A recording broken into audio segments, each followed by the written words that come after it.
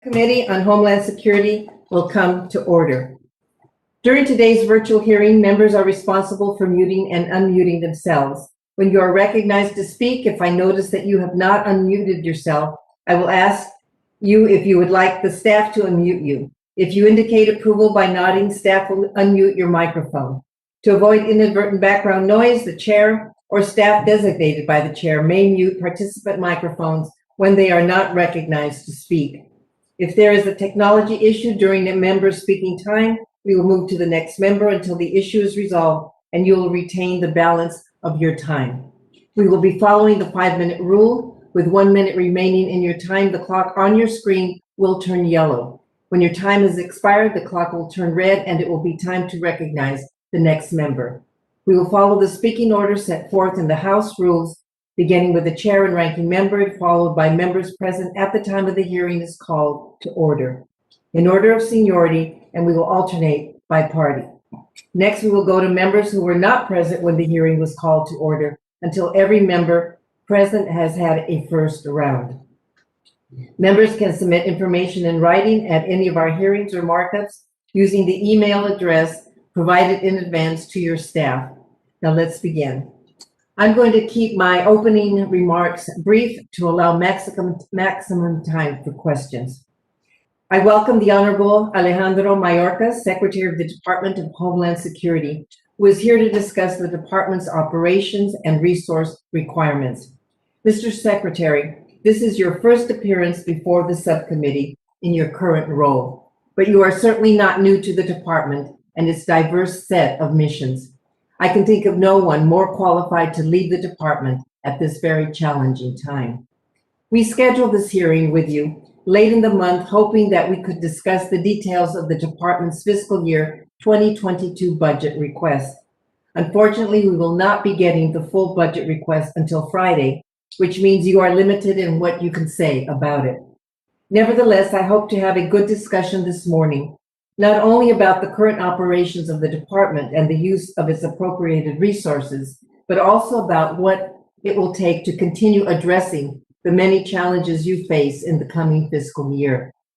Mr. Secretary, I recently visited the border with you, and I want to commend all the DHS personnel who have been working so hard over the last few months to manage an incredibly difficult challenge. Working closely with the Department of Health and Human Services, you were able to reduce the number of unaccompanied children in CBP custody from over 5,000 to now around 500. And I understand that CBP and ICE recently established a coordination cell to help prevent overcrowding of families at CBP facilities. We look forward to seeing progress on this as quickly as possible. Your department is also facing a significant challenge in the cybersecurity area, with several breaches of government and private sector systems over the past several months. The Colonial Pipeline breach, in particular, was a wake-up call to many Americans about how malicious cyber actors, often backed by foreign states, can disrupt the U.S. economy and all of our lives. I was pleased to hear yesterday about the impending TSA directive on pipeline cybersecurity reporting. I was surprised, however, to have found out about it in the press, particularly given our engagement with TSA and CISA on the Colonial Pipeline issue over the past few weeks. Mr. Secretary, since January 2020, the department has seen 51 line-of-duty deaths, 43 of which were reported as related to COVID-19. On behalf of the subcommittee, I convey our most sincere condolences to the families and colleagues of the members of the DHS family who have lost their lives over the last year. Mr. Secretary, the department has a varied and challenging mission set that is not always fully appreciated. And I want you to know this subcommittee does appreciate what you and the 240,000 men and women who work for you do every day to help keep our nation safe.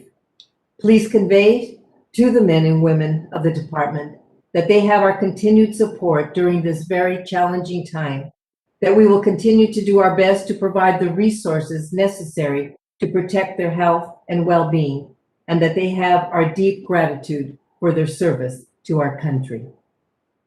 I now turn to the distinguished gentleman from Tennessee, Ranking Member Fleischman, for his opening remarks. Thank you, Madam Chairwoman, and thank you, Mr. Secretary, for your presence here today and for stepping up to serve at a most difficult and challenging time in our nation's history, sir. I welcome you to the subcommittee, and I thank you for reaching out to me the other week. I very much enjoyed our conversation, and I look forward to meeting with you in person as soon as possible. I know we are all hoping that we would have had a chance to talk about the fiscal year 2022 budget for the Department of Homeland Security, but timing is not on our side. I'm sure your people have briefed you up and down on all the facts and figures, so please feel free to share any budget information with us today that you would deem helpful. We have had some very positive oversight and readiness hearings with the components of this department. Coast Guard, Secret Service, TSA, CISA, FEMA, CPB, and ICE. And it's good to know that you have some very capable leaders and people in the components working to keep our country safe. I wish we could have discussed the budget proposal, but we covered a lot of ground in our earlier hearings. Mr. Secretary, though, there are some difficult issues that this administration needs to address about the security at our borders and our infrastructure and how laws are upheld. As the Secretary, we are looking to you to provide answers. I fear we are at a crisis point. Border apprehensions are at an all-time high, but ICE apprehensions are at an all-time low. We have lost balance. I have been to the southwest border this year, as well as in the past, to meet with agents and officers on the front lines. We have hundreds of youths coming through an airport in Chattanooga on the way to HHS facilities across the region. What we are seeing today is not sustainable, and I'm not seeing any actions from the administration that progress is being made to address these problems. Instead, we are just seeing more problems. I told Mr. Johnson with ICE when he was with us about 2 weeks ago that ICE is a crucial component in our ability to enforce immigration, customs, and trade laws in this country. The Washington Post last night published an article about how ICE is basically doing nothing because they have been basically told not to do their jobs. Now, this was a Washington Post article. I worry that without operational law enforcement, we will lose the battle against bad actors coming into our country, unvetted, cartels, smugglers, and traffickers. If the administration continues to send the signal that people who enter the country illegally face no consequence for breaking the law, the cartels are emboldened to continue victimizing people and raising their profits by exploiting a lax system. I do look forward to your testimony today and everyone's questions. As appropriators, we must come to an agreement for the annual spending bill. I am sure we are all up to the task, and I am optimistic we can return some balance to the system. Thank you, Mr. Secretary. Madam Chair, I yield back the remainder of my time. Mr. Secretary, we will submit the full text of your official statement for the hearing record. Please begin your oral summary, which I would ask that you keep to 5 minutes. Thank you very much, Chairwoman Roybal-Allard, Ranking Member Fleischman, and distinguished members of the subcommittee. Good morning. I very much appreciate the opportunity to be with you today. The Department of Homeland Security is confronting serious, complex, and dynamic threats to the security of our nation on a daily basis. Under the Biden-Harris administration, we are aggressively pursuing efforts to address our most pressing security concerns, from cybersecurity to domestic violent extremism to the COVID-19 pandemic and more. This is hard work, but that is what 240,000 colleagues in the Department of Homeland Security do every day. Their dedicated efforts keep our communities safe and secure and the resources afforded by this Congress help ensure we can effectively meet our mission and recruit and retain our nation's most talented professionals. The President's proposed budget will invest in our broad mission set, including preventing terrorism, securing and managing our borders, repairing the broken immigration system, safeguarding cyber and critical infrastructure, and strengthening national preparedness and resilience. It will provide DHS with the resources we need to keep our country safe, strong, and prosperous. While I am unable to address specific details of the President's budget until it is officially released later this week, I welcome this opportunity to discuss several key agency priorities for fiscal year 2022 laid out in the President's $52.2 billion discretionary request for DHS. This request includes approximately $1.2 billion for border infrastructure improvements to fund modernization of our land ports of entry and border security technology, and to ensure the safe and humane treatment of migrants in Customs and Border Protection custody. It would also support our enhanced efforts to combat the smuggling and trafficking of people, illicit drugs, and weapons, while providing for more efficient travel, trade, and commerce. We are working tirelessly to rebuild our immigration system into one that upholds our nation's laws and is fair, equitable, and reflects our values. To achieve this, the fiscal year 2022 request includes $345 million to U.S. citizenship and immigration services to address naturalization, asylum, and other program backlogs. The budget request also supports up to 125,000 refugee admissions for fiscal year 2022. To meet the President's bold vision for combating climate change, the discretionary request includes an additional investment of $540 million above the fiscal year 2021 enacted level to increase resilience efforts and enhance pre-disaster planning. It will support resiliency in infrastructure, particularly for vulnerable and historically underserved communities. And it would resource the Federal Emergency Management Agency with the ability to hire additional staff to prepare and respond to the increasing number of emergencies and disasters our nation has experienced. In recent months, DHS has made it a top priority to address domestic violent extremism, which I believe to be the most lethal and persistent terrorism-related threat to the United States today. The fiscal year 2022 request includes $131 million to support innovative methods to prevent domestic violent extremism while reflecting and respecting privacy, civil rights, and civil liberties. It also supports critical research of the root causes of radicalization, enhanced community outreach, and funding for locally driven efforts. Finally, in the face of increasing cyber threats, it is critical that we promote resilience not only within the federal government, but across the public and private sectors and our critical infrastructure systems. The recent ransomware attack on the Colonial Pipeline serves as a stark example of this ever-present threat.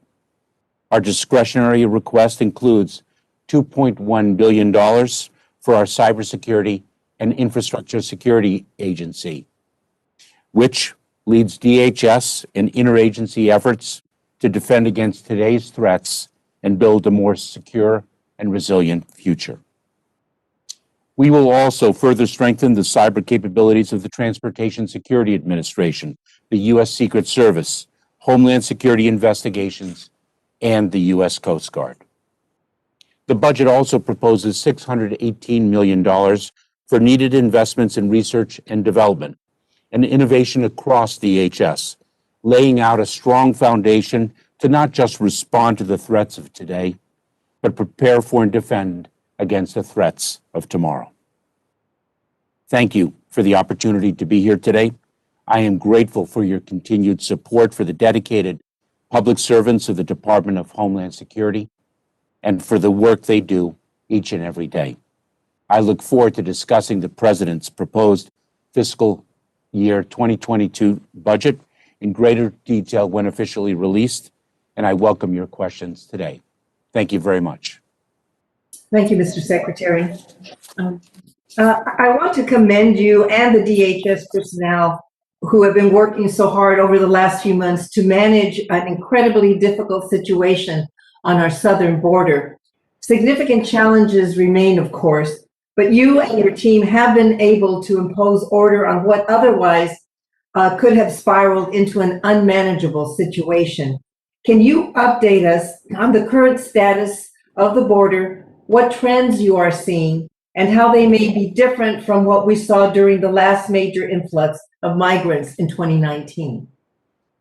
Thank you very much, Madam Chairwoman. I must echo your commendation of our frontline personnel, of course, the United States Border Patrol, also the men and women of FEMA and U.S. Citizenship and Immigration Services, whom we have deployed to address the influx of unaccompanied children at our border.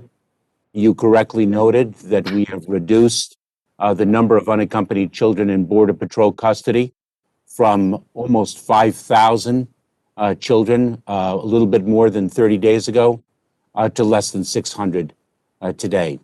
We continue to see the migration, the irregular migration of unaccompanied children, but we continue in our success of managing that flow, moving those children more rapidly to HHS shelters that are properly equipped to address the needs of unaccompanied children. And we are re-engineering the process from beginning to end, not only to achieve the more facile and expeditious movement of the children from Border Patrol facilities to Health and Human Services facilities, but importantly, to more expeditiously move those children from the HHS facilities to the parents and legal guardians who are responsible for their care here in the United States. So we continue with our success. The challenge is not behind us, but nor is the progress in re-engineering to better improve the system. And so I appreciate that opportunity. Now, DHS continues to use the Title 42 authority granted by CDC in March 2020 to rapidly expel most migrants. When do you think the Title 42 authority will be lifted, and are there specific metrics that the CDC will use to make this decision? The Title 42 authority that we employ to expel individuals and family members at the border is the authority of CDC. And it is based upon a public health imperative. And we use it based upon the CDC's assessment of the public health conditions and what is needed to protect the health and safety of the American public and the migrants themselves. We are watching the data, we are watching the science led by the CDC, and we will no longer rely upon Title 42 when there is no longer a public health imperative basis to do so. We do not have metrics, we in the Department of Homeland Security.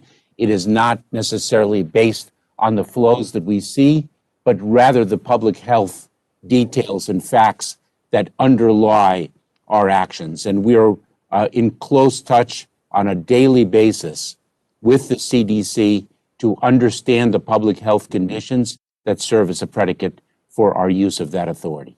Okay. Well, once Title 42 does go away, CBP will begin giving migrants full due process as required by law, such as the right to claim asylum. How are you preparing for this change, and what additional resources will be needed to effectively manage it? Madam Chairwoman, we in the Department of Homeland Security, our personnel have dealt with surges many times before. These surges occur periodically and more specifically seasonally. We are not only looking at the tools that we have historically used under our different authorities, under Title VIII of the United States Code, but once again, we're looking at the processes that we have and how we can build upon them and improve them. And so we are looking at, for example, the asylum system and the duration, the length of time it takes to achieve a final adjudication, and how we can use our regulatory authorities to bring far greater efficiency to that system. So we are looking not only at the tools that we historically have had, but also how we can improve the processes that have existed. And it is our sincere hope and our urge that Congress pass legislation to reform a system that we all understand to be so fundamentally broken. Mr. Fleischman. Thank you, Madam Chair. And again, Mr. Secretary, thank you for being with us today. As you know, sir, I want to thank you again, and my colleagues know that when I deal with administration officials in any administration, such as yourself, I want to deal with you with the utmost civility and respect. But today, sir, I've got to ask some very pointed questions, and I do that with the utmost respect towards you and towards your office. But I'm deeply troubled, sir. In my opening statement, I mentioned the recent article from the Washington Post about the near shutdown of the agency charged with enforcing our nation's immigration laws. The Washington Post states the agency's 6,000 officers currently average one arrest every 2 months. One arrest every 2 months. My first question, sir, is that an accurate statistic? And is that the intended outcome of the various orders and directives, a near stop of all immigration violation arrests, sir?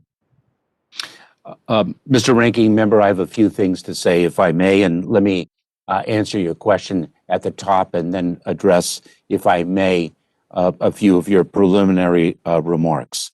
That is a data point with which I am completely unfamiliar.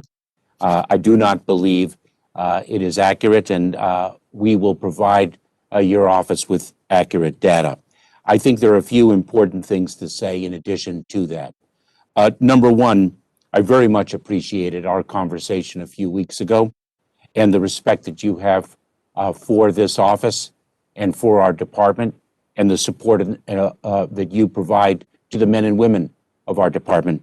And I welcome the pointed questions. I well understand it is our shared responsibility to both ask pointed questions and to deliver answers for them.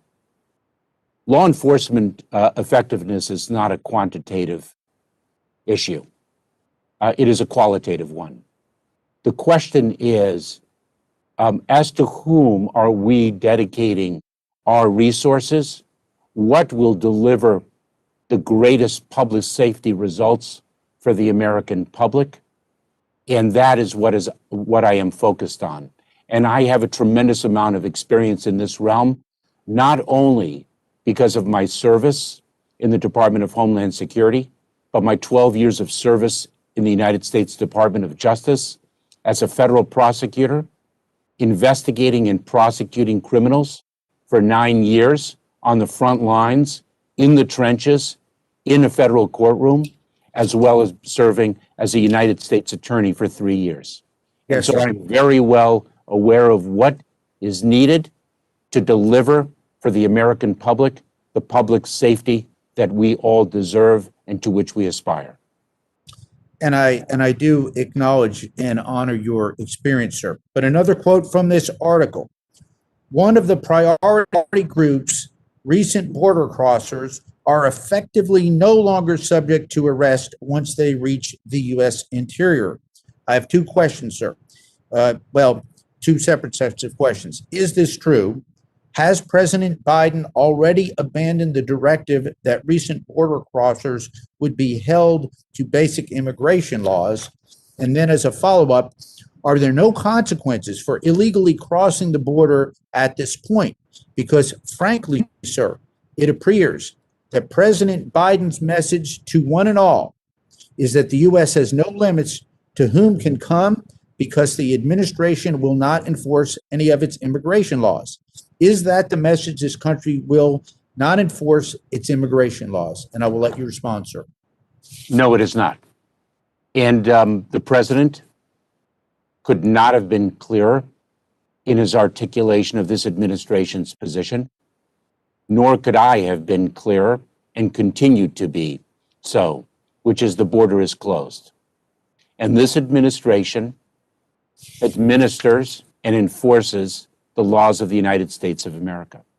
And that is not only the laws of accountability, but also the humanitarian laws that Congress passed many years ago.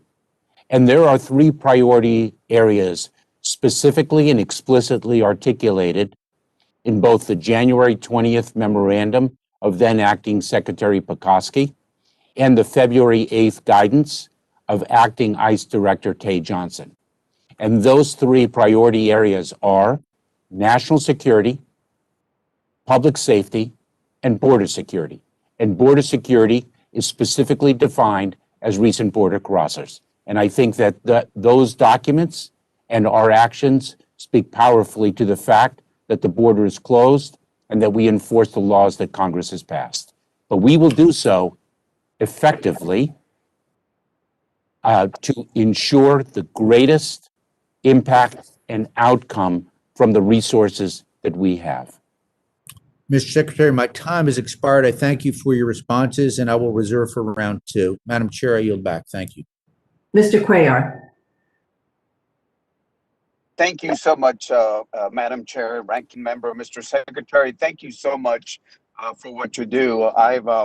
Some of us have dealt with Homeland Secretary since the Bush administration. Everybody comes in with their own thoughts and philosophies, and I understand that. And no matter what you do, some people think you're doing too little. Some people think you're doing too much. So I know you have a very complicated job, and we want to be as supportive as we can to help you succeed. My question is, I need for you to help me give a message to my border communities. What would you tell my border communities when we talk about reopening the southwest border to non-essential travel? In Laredo, for example, downtown Laredo on Bridge Number 1, there's been about 150 businesses that have closed. People that got their earned savings, they lost their businesses, they lost their savings because one, you had the COVID-19 situation, the pandemic, and on top of that, some of those businesses depend on 30, 40, 50% on the Mexican shoppers. Some of them are asking me, why is it that the Mexicans can fly in or the undocumented people can come in through either a bridge in Laredo through the metering system, or at the bus stations we see them, or at the airports in Laredo, and I see them every time I fly to DC, families going into the interior. So we have done everything. Talk to the Mexicans. I talked to your health advisor, Gary. He's an excellent person. I've talked to CDC. In fact, this Friday, I have a call with DHS, CDC, NIH on border openings. I've talked to the Mexicans. Everybody says we're ready to open up this month. I'm hoping that we can get some good news, Mr. Secretary, because when we said it was temporary restrictions, it's been over a year, and that word temporary, to me, thought it was going to be a little earlier. I know it's health driven. I understand that. I'm with you. But what message could you give us of some hope and optimism to my border communities from Laredo down to the valley and up and down the border from California, New Mexico, Arizona? And of course, I know it affects the northern border, but give us some news that hopefully this month will be the last time that at least we can open up in a phase-in way. And I understand it's health driven. I understand. I just want to be very helpful to you to help you open up the border. Thank you very much, Congressman. I had the privilege of visiting the border with you when I served as Deputy Secretary, and I know how much of a champion you are for those border communities. And thank you also for mentioning Gary. That's Gary Rassicot, who is a fantastic public servant. I'm going to take the luxury of 30 seconds since we did give a shout out. I must give a shout out to the budget team of the U.S. Department of Homeland Security, which is just as good as it gets. I must say, Congressman, we are watching not only the public health situation on a daily basis, but also the economic situation on a daily basis, and we very well understand the economic consequences of our use of Title 42 on the one hand, and more importantly, the public health situation that it reflects and its impact on the border communities, and how much the flow of people and goods, its criticality to the prosperity of those border communities. We confer every single day on that, and the assurance that I can give the people whom you represent and throughout the border communities on our southern border and on the northern border is that we will not restrict travel one day more than the public health imperative requires. That is the assurance I can give.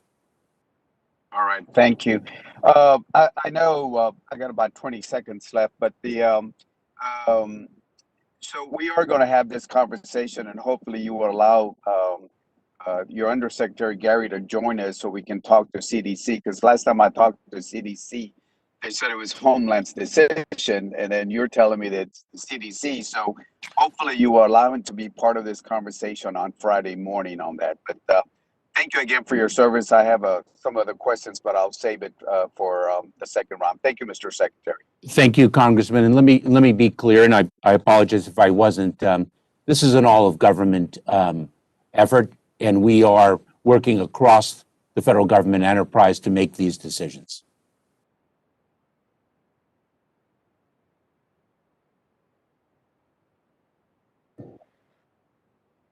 Mr. Palazzo.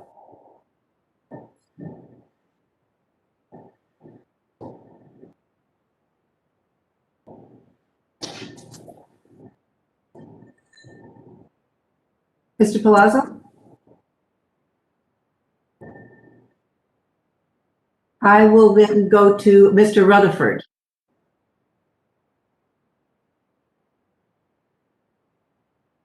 Thank you, Madam Chair. Thank you, Ranking Member and Mr. Secretary. It's great to be with you. Listen, I first want to ask you a question about, I know I read with actually great delight the support from your administration and the President concerning the Jones Act. And I think that is critical to our national security, that we have a strong maritime organization in this country, and I think the Jones Act helps in that regard. But I do want to ask a question, because I see when the Colonial pipeline shutdown occurred, there were two Jones Act waivers granted. We see them being granted during hurricanes oftentimes, but it's my understanding that during these two requests for waivers, one vessel never arrived until the weekend when things were actually back up and running, and the second waiver might never be used.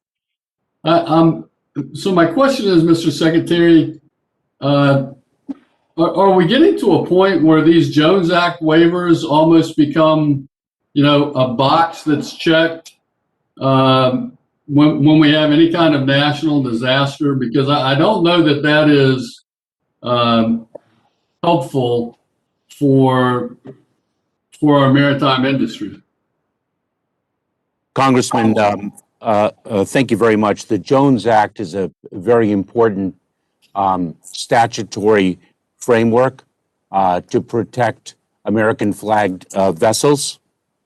The Colonial Pipeline cyber attack that emanated from a very pernicious use of ransomware, with which we are all too familiar, posed a very significant threat to the flow of materials that are much needed in a particular region of the United States. And we by no means addressed the waiver requests in a check-the-box approach. Far from that.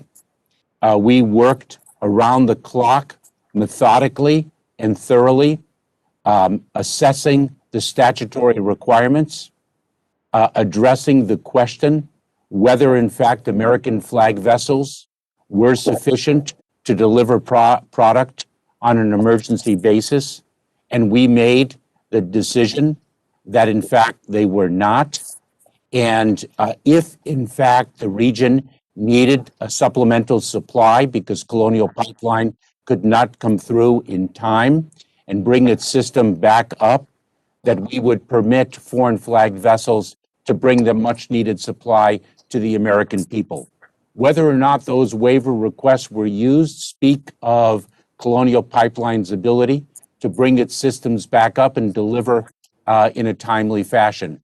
But we felt, as a matter of law and as a matter of the market, the assessment was that we needed to have that facility available should, in fact, Colonial Pipeline not be able to come through. That was a very measured, scientific, and legal analysis under the law. Okay. Thank you very much for that. You know, the administration is facing several crises at one time here. We've got an economic crisis with the inflation that is creeping in, the energy crisis, and I want to talk a minute about the national security crisis also, and looking at domestic violence intervention. Domestic violent extremists. And I noticed your national priority area, one of them was for the UASI, was for DVEs. And as a former police officer, I really do appreciate that focus. Can you talk a little bit about the $20 million that you just directed toward targeting violence prevention and terrorist prevention? Thank you very much, Congressman. And also, thank you very much for your prior service as a police officer. I had the privilege of bringing police officer work to bear in a federal courtroom and vindicate the tremendous work that law enforcement performed. The $20 million grant program is to equip communities, our state, local, tribal, and territorial partners to develop innovative programs to address the rise of domestic violent extremism and the serious threat that it poses. And that grant program is designed to equip local communities, because as you well know, it is the local communities, the neighborhoods, the people, the family, loved ones, friends, who can identify individuals who are beginning to exhibit traits of concern and intervene so that we can prevent the further development of violent tendencies born of hateful ideologies and extreme ideologies. It's the front lines that are our best defense to preventing this type of violence. And so that grant program is designed to resource and equip our local authorities and our non-governmental institutions in that fight. Thank you very much, Mr. Secretary. And I'll have a follow-up in the second round on that. Madam Chair, I see my time has expired. I yield back.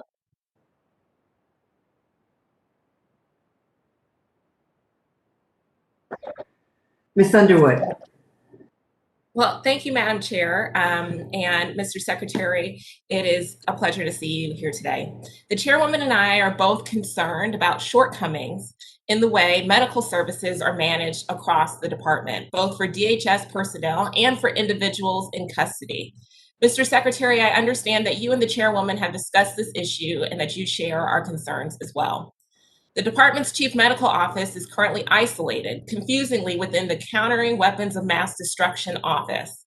Rather than reporting directly to you, the CMO instead reports to the assistant secretary in charge of that Countering Weapons of Mass Destruction office. At the same time, each DHS component has its own medical officer overseeing its own medical contracts, leading to disparate guidelines and little to no meaningful coordination across the department. Mr. Secretary, what's your view on how the current organizational structure hinders coordination and effectiveness of medical services across DHS? Congresswoman, thank you very much for your question. This is an issue that indeed I did discuss with the chairwoman, and an issue that I am studying very closely with our team here in the Department of Homeland Security. We have an extraordinary chief medical officer in Dr. Pritesh Gandhi.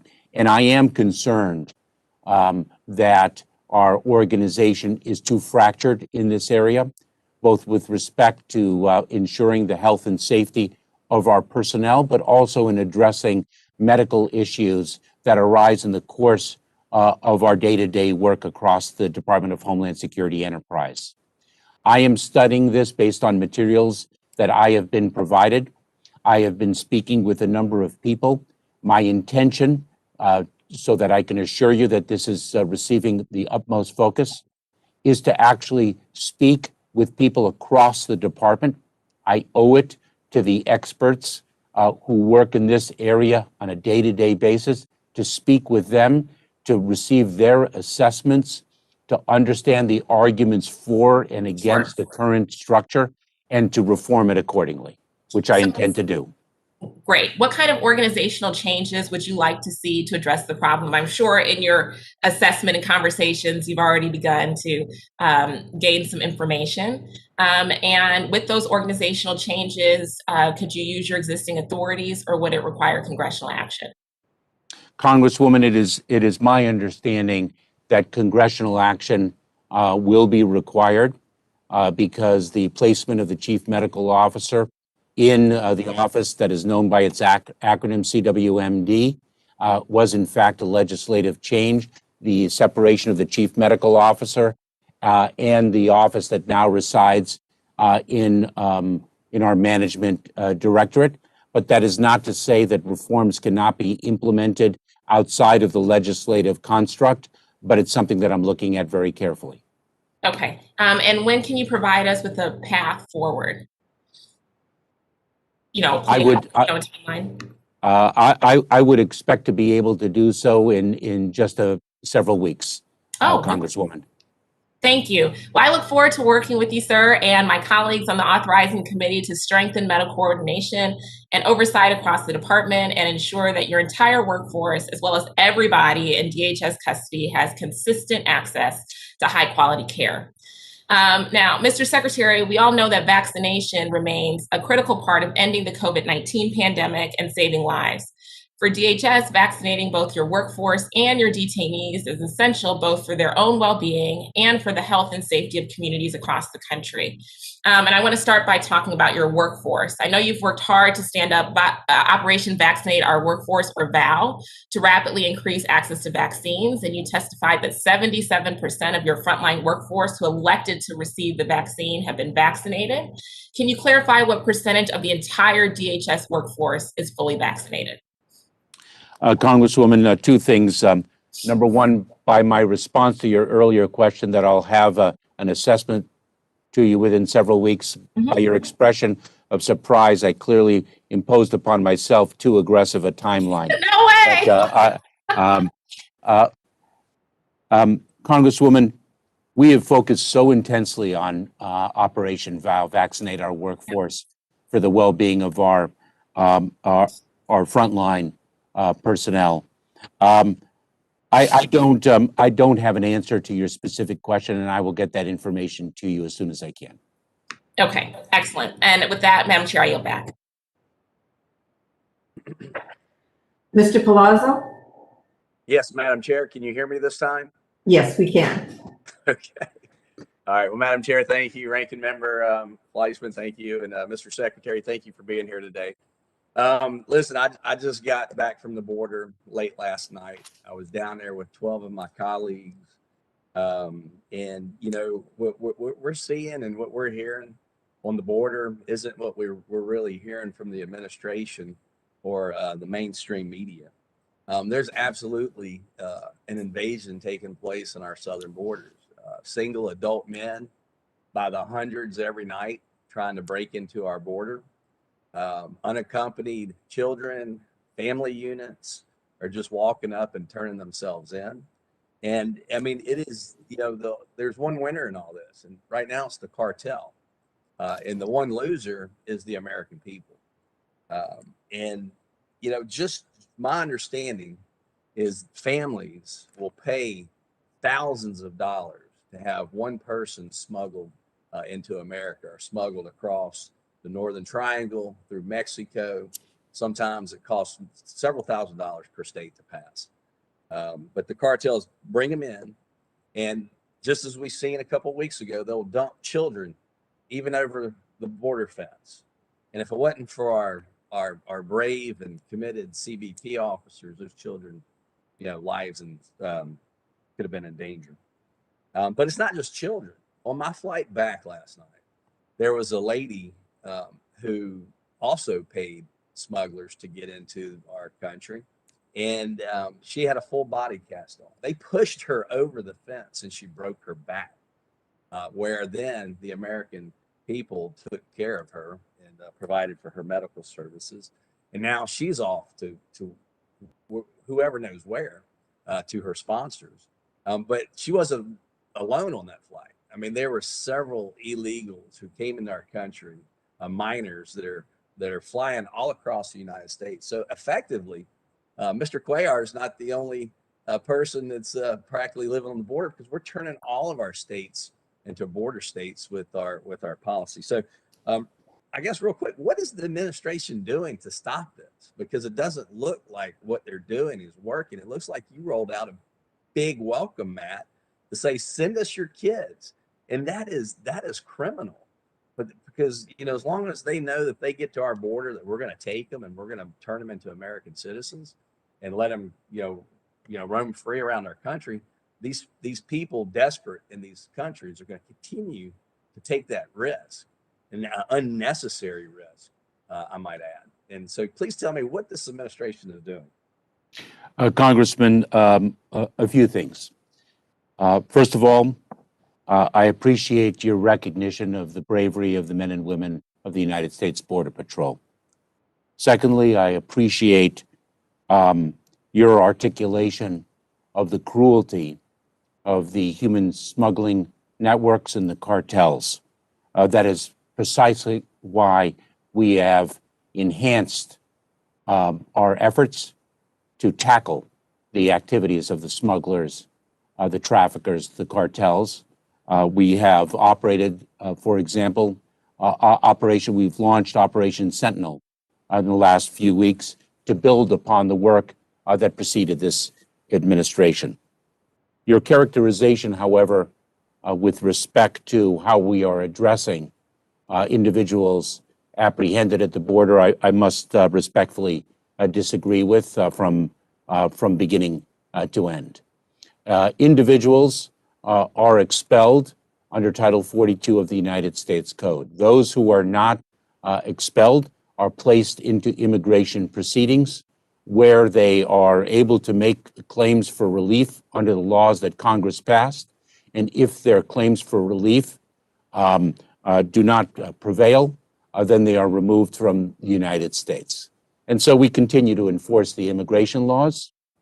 And I should say that we are improving the administrative processes in a way that has not been done before, not by the prior administration, nor administrations before then.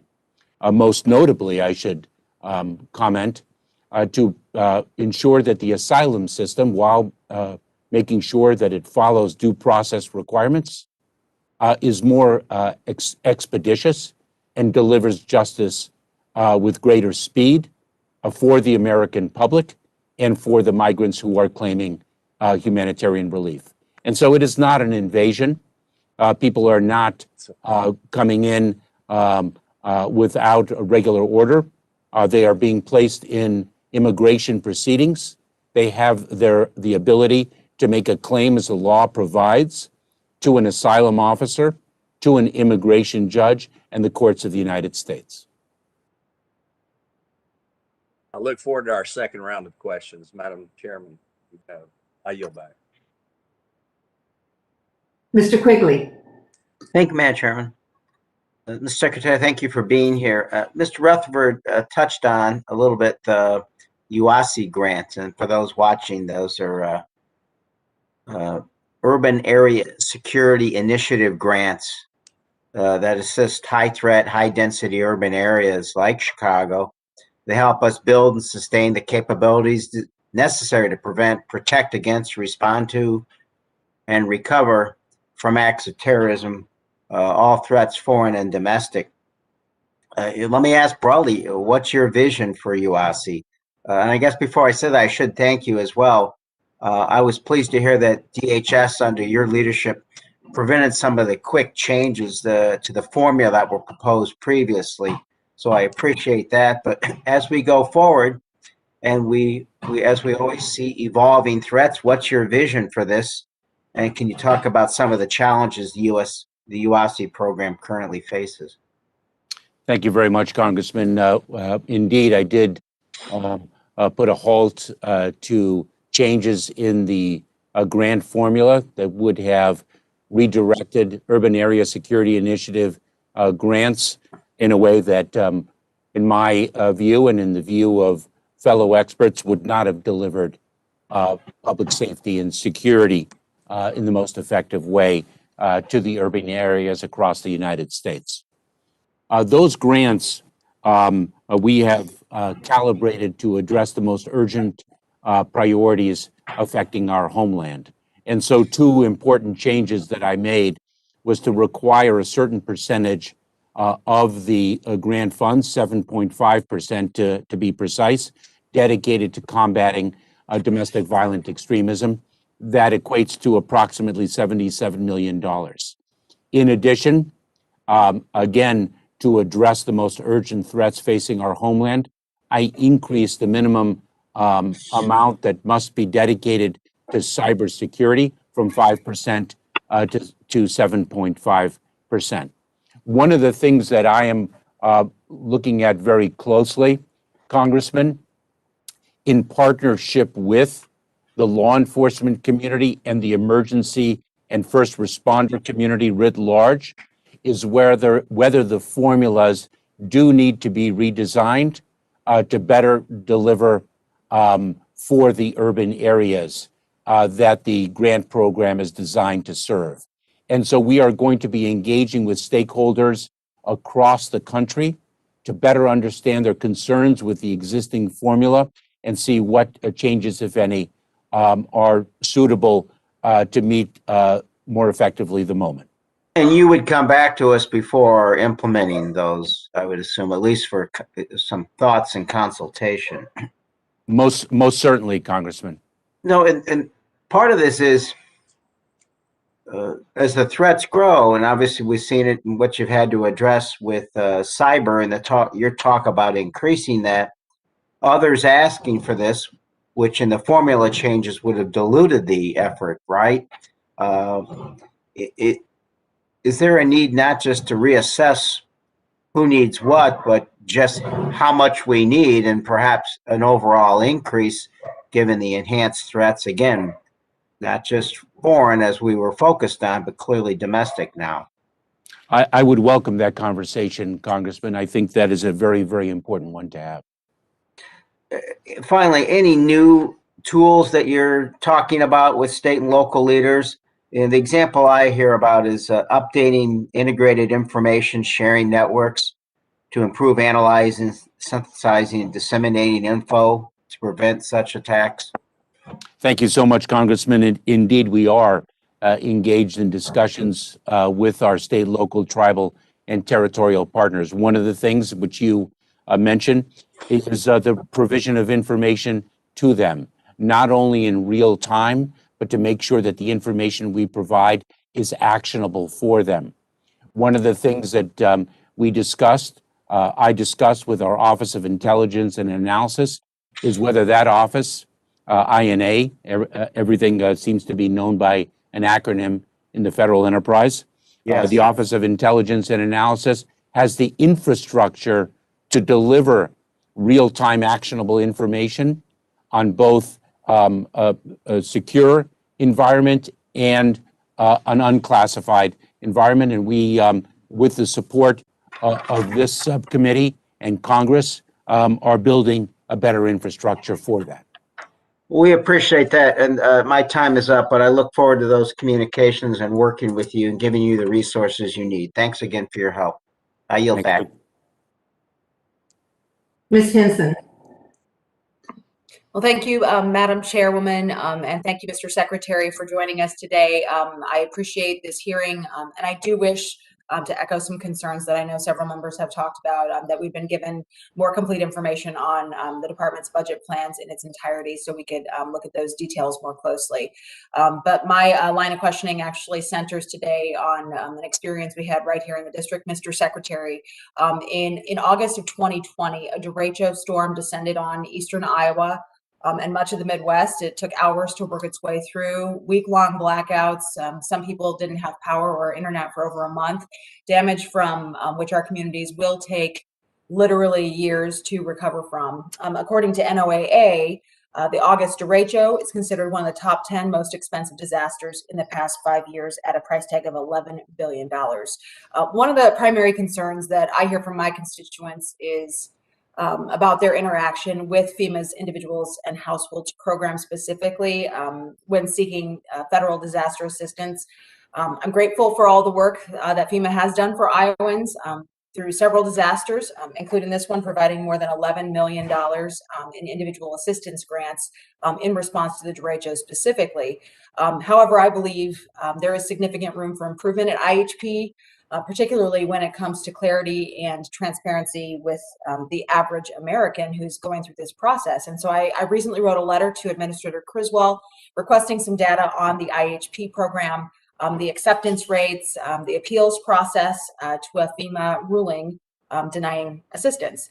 And in September, the GAO issued a report on the effectiveness of IHP, citing that of the 4.4 million people who applied for that assistance, only 2 million were actually found eligible and received that aid.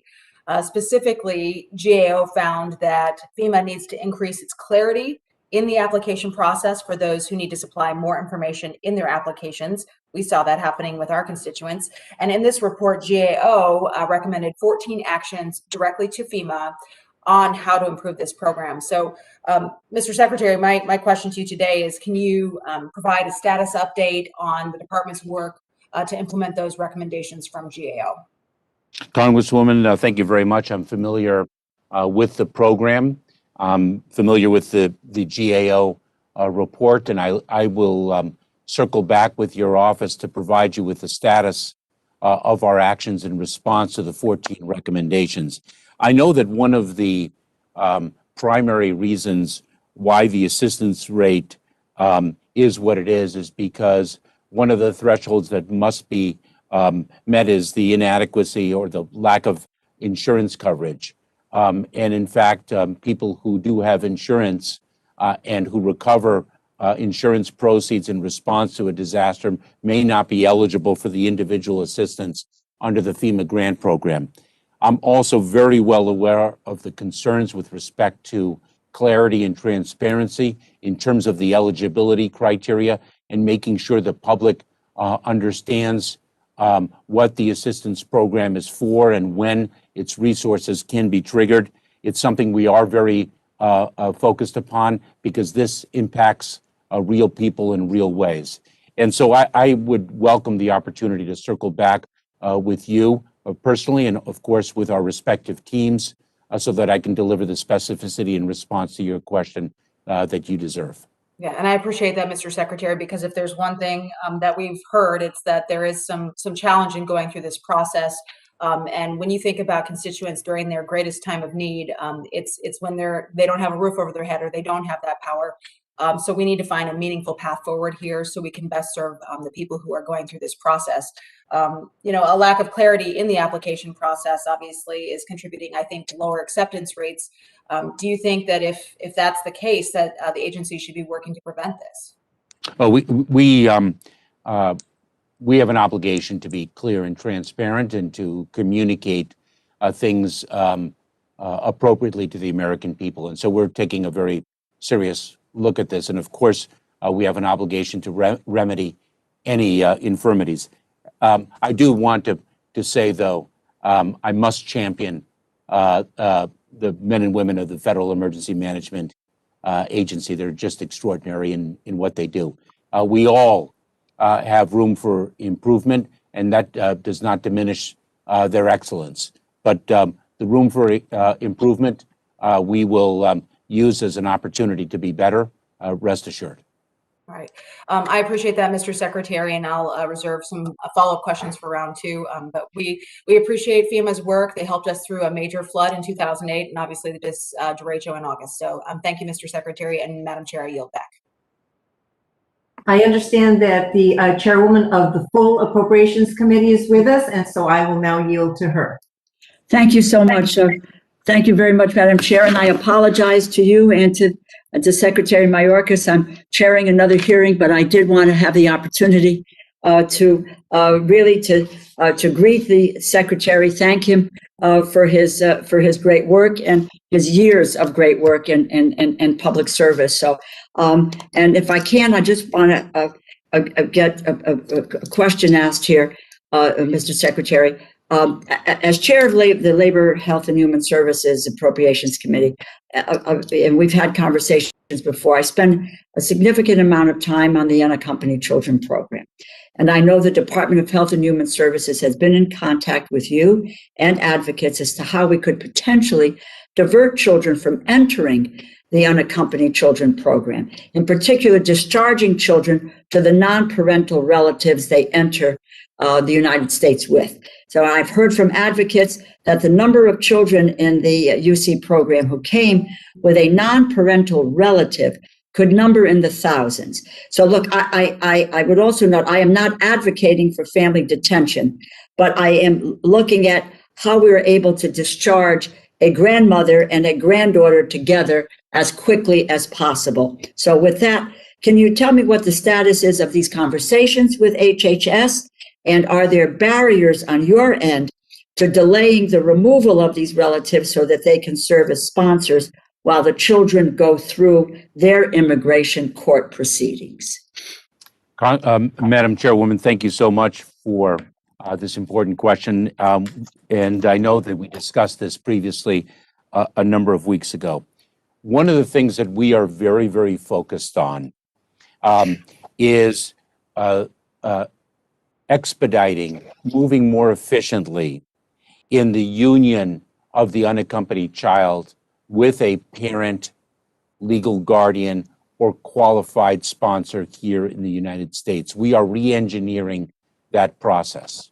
When a child arrives in the custody of a relative who is not a parent or legal guardian, then that child is in fact defined as an unaccompanied child, and to change that would require legislative action, I believe, to change the terms of the Trafficking Victims Protection Reauthorization Act, the TVPRA.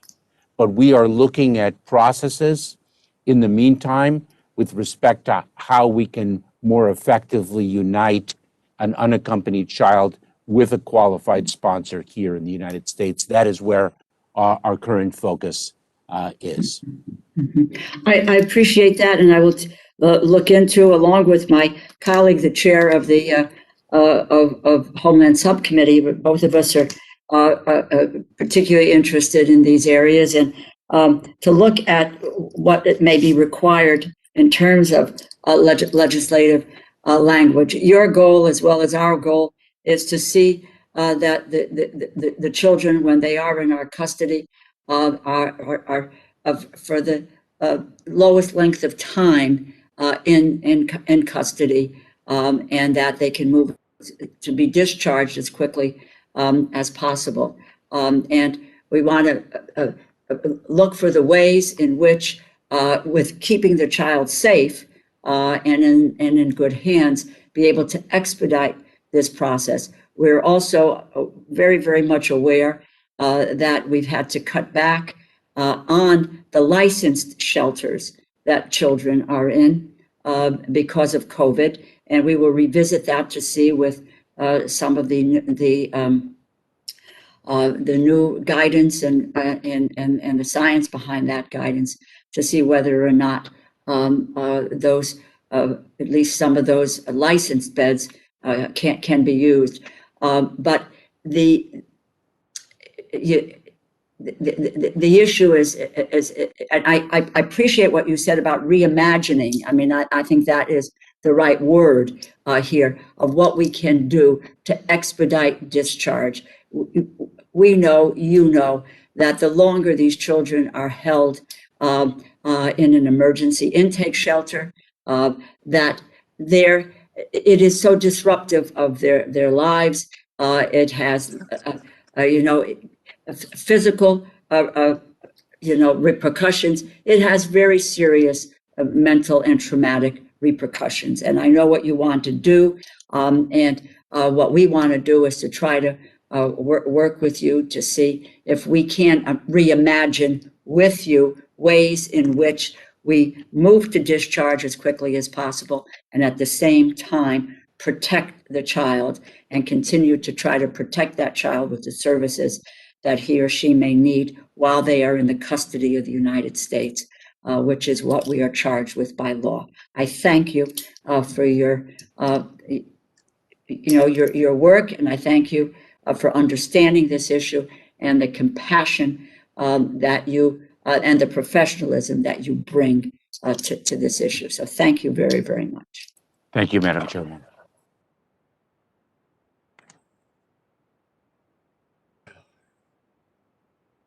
Mr. Price. Thank you, Madam Chair. Welcome, Ms. Secretary. I think congratulations are still in order for your early appointment and confirmation. Happy to work with you and appreciate your appearance here today. I want to pursue a line of questioning I began with the acting ICE administrator a few weeks ago. It has to do with the department's philosophy, the department's approach with respect to enforcement actions, particularly targeting of those actions and the exercise of prosecutorial discretion. Probably aware that this has been a difficult issue over many administrations and many years.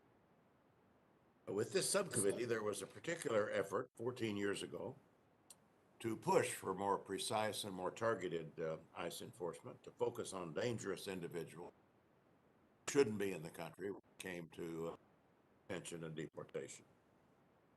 We directed funding back then with the assumption that most deportations be of such people and that they would link up with the penal system of the as people emerged actually from the system.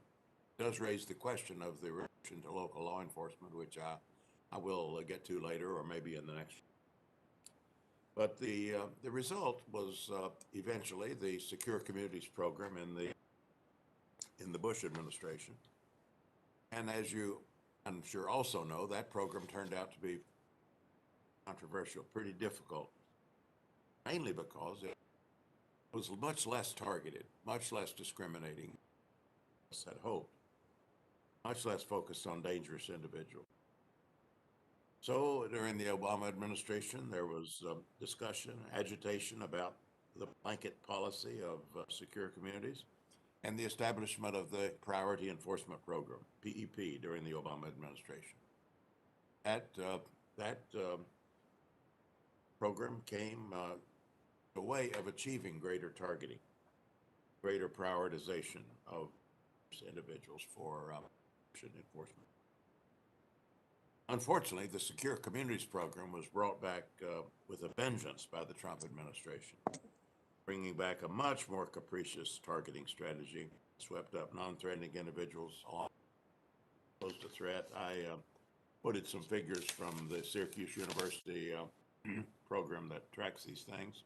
Number of people in ICE detention rose from 41,163 in 2016 to 49,319. At the same time, the number of individuals who had serious level 1 criminal records declined, 7,475 in 2016 to 2019. Percentage of those detained with no criminal record at all rose 57 to 64%.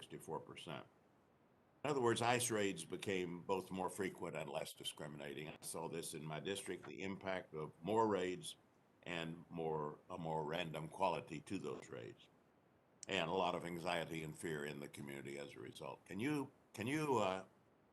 given this framework, can you tell us where this administration intends to go? Thank you very much, Congressman. When I was a federal prosecutor in the United States Attorney's Office, we had approximately 186 assisting United States attorneys who enforced federal criminal law. And we dealt with drug trafficking, business crimes, public corruption, federal Foreign Corrupt Practices Act, cyber crime, the whole panoply of crimes. And 186 criminal prosecutors could not address every single federal crime that occurred in a jurisdiction that was populated by 18 million people.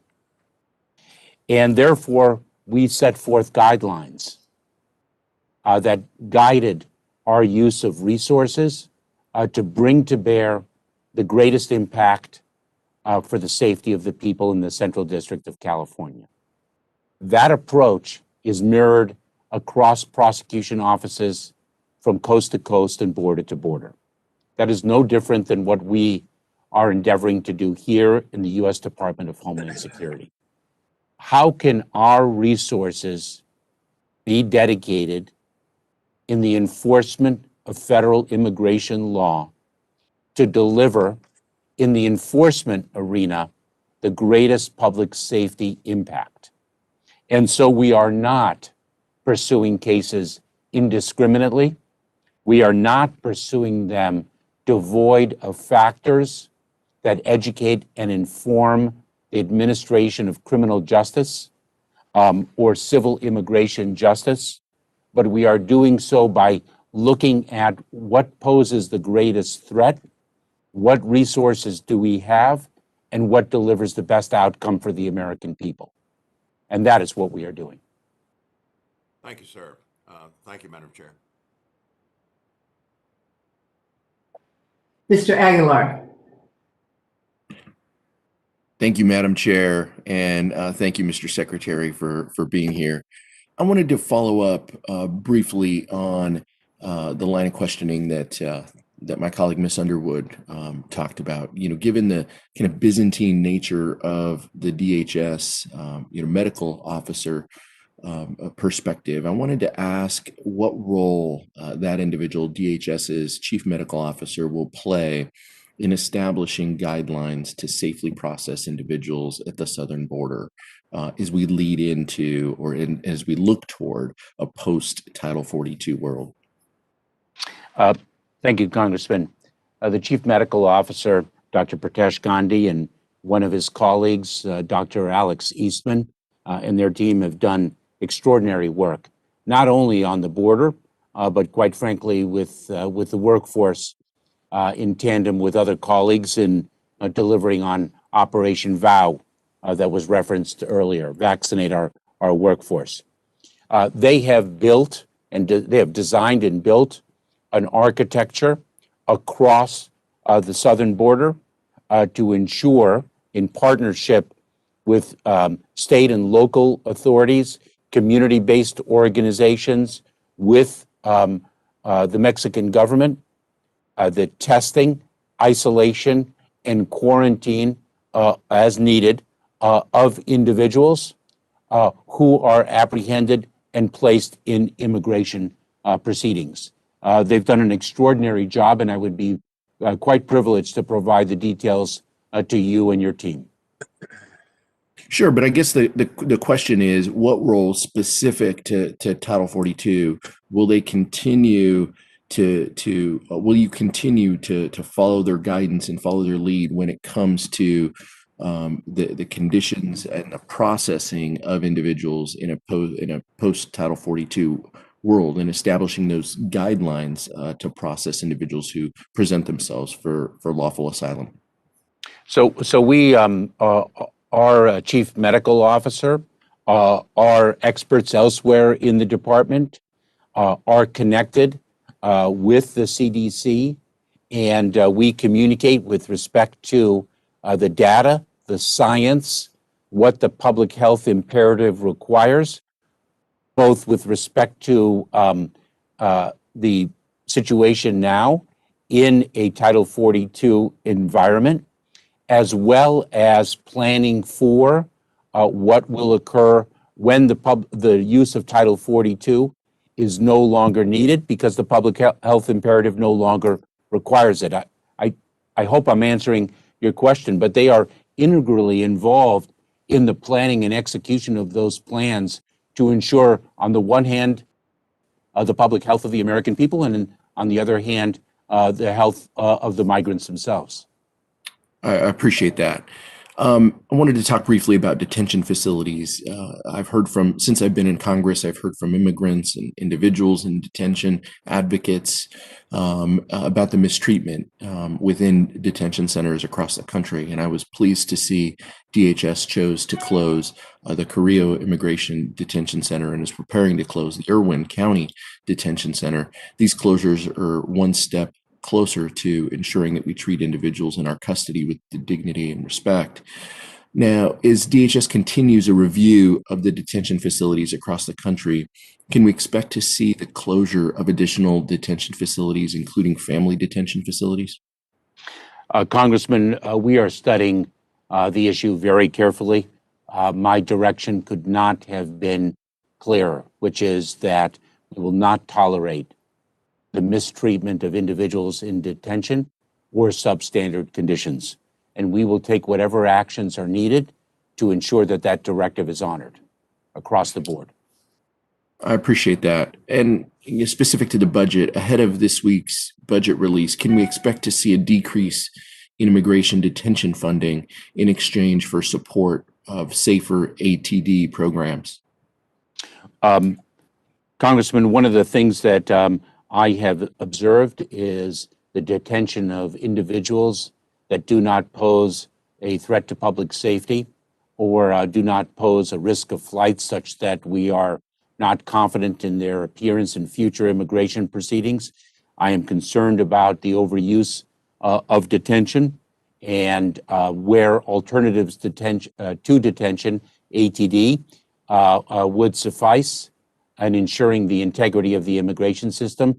And we will indeed be looking at that and executing accordingly. Thank you, Mr. Secretary. Yield back, Madam Chair. That completes the first round, so we will be going into a second round. Mr. Secretary, before I go on to my questions with regards to family detention, I just want to point out one other thing with regards to the article that was referenced in the Washington Post. It also states that ICE agents arrested 645 people who matched the administration's new priorities in March, and then more than doubled that number in April to 1,552,000, and that the data shows that it is the individuals with the highest level of criminality that are now being targeted, which is really the intent in terms of being sure that the American people are safe by targeting those with the highest criminal and the most dangerous in our country. So I just wanted to reference that the other part of the article that talked about who exactly was being targeted. Mr. Secretary, to help free up space in overcrowded CBP holding facilities, ICE recently began using its 2 large family detention centers as family staging centers, or FSCs, where migrant families are held for up to 72 hours while being processed. ICE has also begun using several hotels as emergency family staging centers, or EFSCs. How are decisions made about whether to release families directly from CBP custody or to transfer them to ICE FSCs or EFSCs for processing? Madam Chairwoman, if I can make one comment, I appreciate your citation to other data that was captured in the Washington Post article. The one data that your colleague, the congressman, cited as a data point with which I'm unfamiliar, and I will drill down on that. The article makes a very, very important point, and it is that article's foundational point, which is that the resources of Immigration and Customs Enforcement are going to be dedicated to the greatest impact on behalf of the American people. We will not be enforcing law indiscriminately, misusing resources that don't deliver quality for the investment of resources. With respect to the ICE facilities, the reason that we are employing those facilities in the way that we are is because of the fact that we are indeed still addressing the COVID-19 pandemic imperative. And we need facilities to test and, importantly, isolate and quarantine family unit members as the science requires. And so we have transformed those facilities, and we are using the hotels for that purpose. And if and when, for example, local facilities or community-based organizations that could provide similar services are inadequate. So what we have done is we've built an architecture to ensure the appropriate and required testing, isolation, and quarantine of family unit members whom we are unable to expel under Title 42.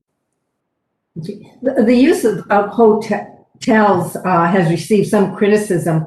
What was the process for awarding this contract for managing the EFSCs, and what are your plans for that contract going forward? And what are your plans more broadly for family detention in the future?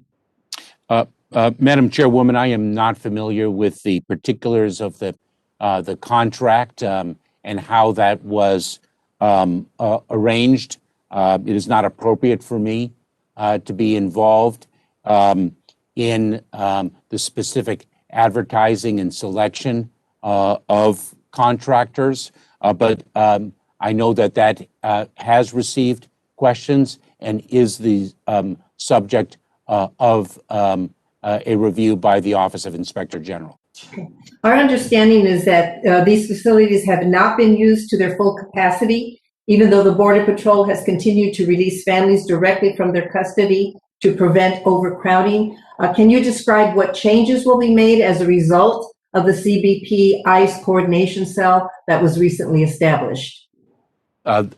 Madam Chairwoman, that coordination cell is but one coordination cell, because we also have a transportation coordination cell that speaks to the partnership not only across the Department of Homeland Security enterprise, but across the all of government enterprise that is addressing the migration of unaccompanied children to our southern border, and both bringing greater efficiency to the processes that we currently have, as well as re-engineering the processes.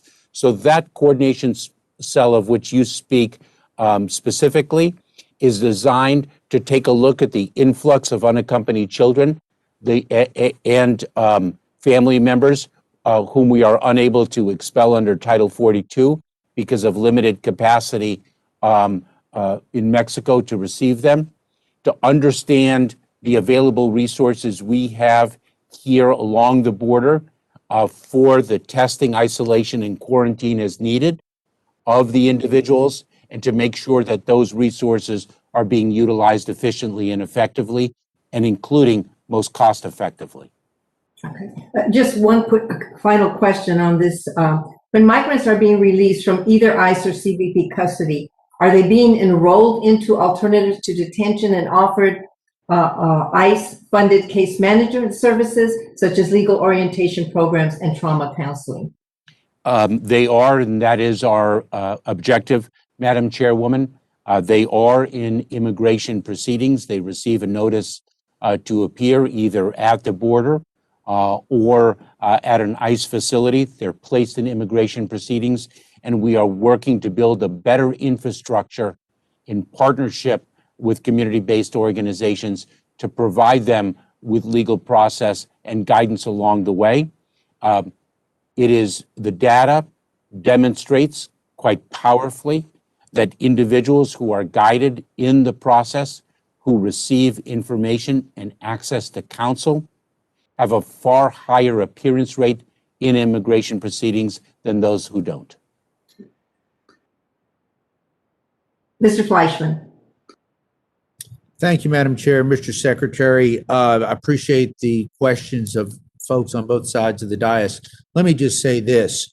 While I applaud ICE for going after some very dangerous criminals in this country that are posing threats, the Biden administration, and I'm adamant about this, is doing nothing to disincentivize the wave of migrants coming in that are just pouring in and overwhelming the entire system, including ICE. So you're forced to pick and choose. If we kept illegal immigration at a minimum, we would not have the system overrun at all levels. And with that, Mr. Secretary, you were once the head of USCIS, so you know what is involved in applying for citizenship and asylum, sir. It is a commitment, and there is a defined process spelled out in statute. Do you think it's fair that migrants who cease participating in the legal processes related to their immigration status be allowed to remain in this country? I'm talking about people who knowingly fail to show up for their court hearings and are no longer checking in with their local ICE offices. If so, why, sir? And a follow-up to that, do you think that migrants who have been issued final orders of removal by courts in this nation should be allowed to stay in this country? If so, why, sir? Mr. Ranking Member, let me first express my disagreement with your statement that this administration and this department is doing nothing to disincentivize people from irregular migration. And let me just cite two examples, if I may. First, we have engaged in robust communication, not only along the migratory path, but in the countries of origin in the Northern Triangle, Guatemala, Honduras, and El Salvador, to seek to persuade individuals from taking the perilous journey north. Secondly, we are investing in addressing the root causes of migration so that individuals do not feel compelled to leave their homes out of desperation, combating extraordinary violence and poverty. And thirdly, we're building legal pathways so that individuals do not need to take the perilous journey and can, in the countries of origin, avail themselves of refugee processing, Central American Minors Program, and other pathways that apply the laws of the United States to their claims of eligibility so that they can avail themselves of a safe, orderly, and humane immigration system that was the intent of Congress. We, as I articulated at the very outset of this hearing and throughout the questioning, Mr. Ranking Member, do apply the laws of the United States, will continue to apply the laws of the United States, and we will do so to maximum effect for the benefit of the American public as Congress intended. The fact of the matter is that we cannot, with the resources that we have, address the fact that we have over 11 million undocumented individuals in the United States. And we all are in agreement, although there is so much disagreement about immigration policy, and it is so polarizing, there is unanimity that the system is broken and is in need of reform. And it is my sincere hope, and I'm working very hard to achieve legislative immigration reform. That is fundamentally the answer.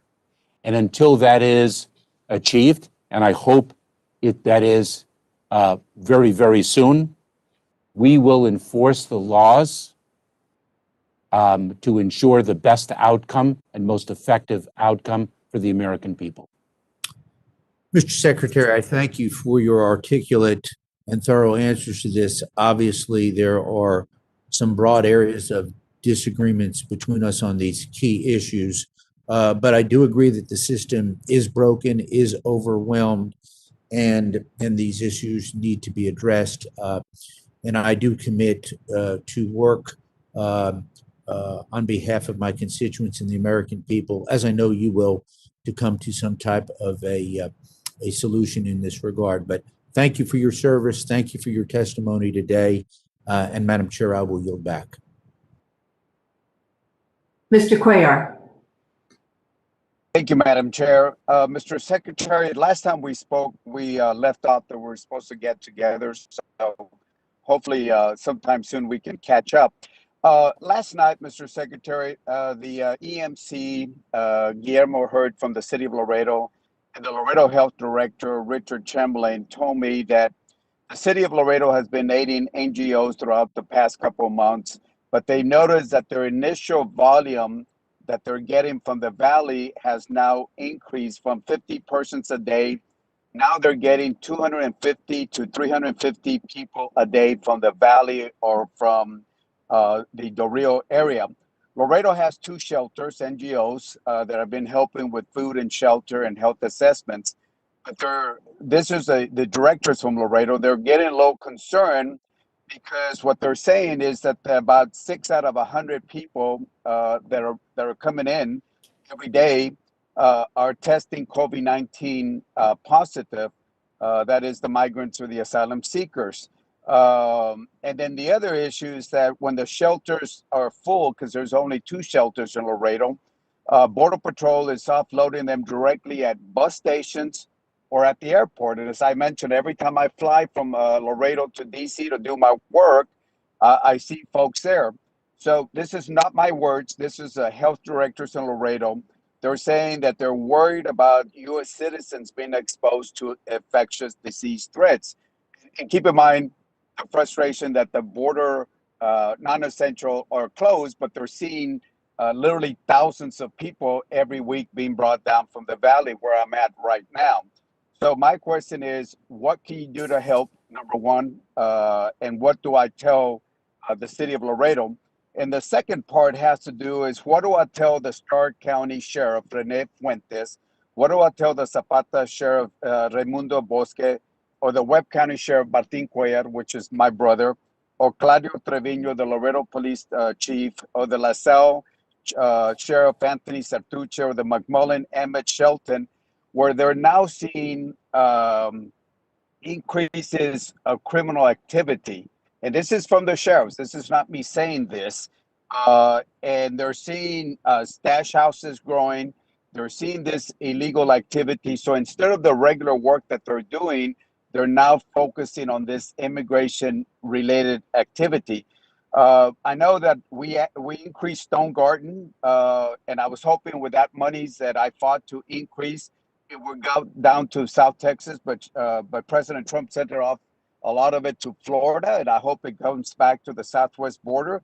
And I also like to follow up with you on the $1.3 billion that was appropriated for the border wall in the Laredo sector, which I fought against President Trump.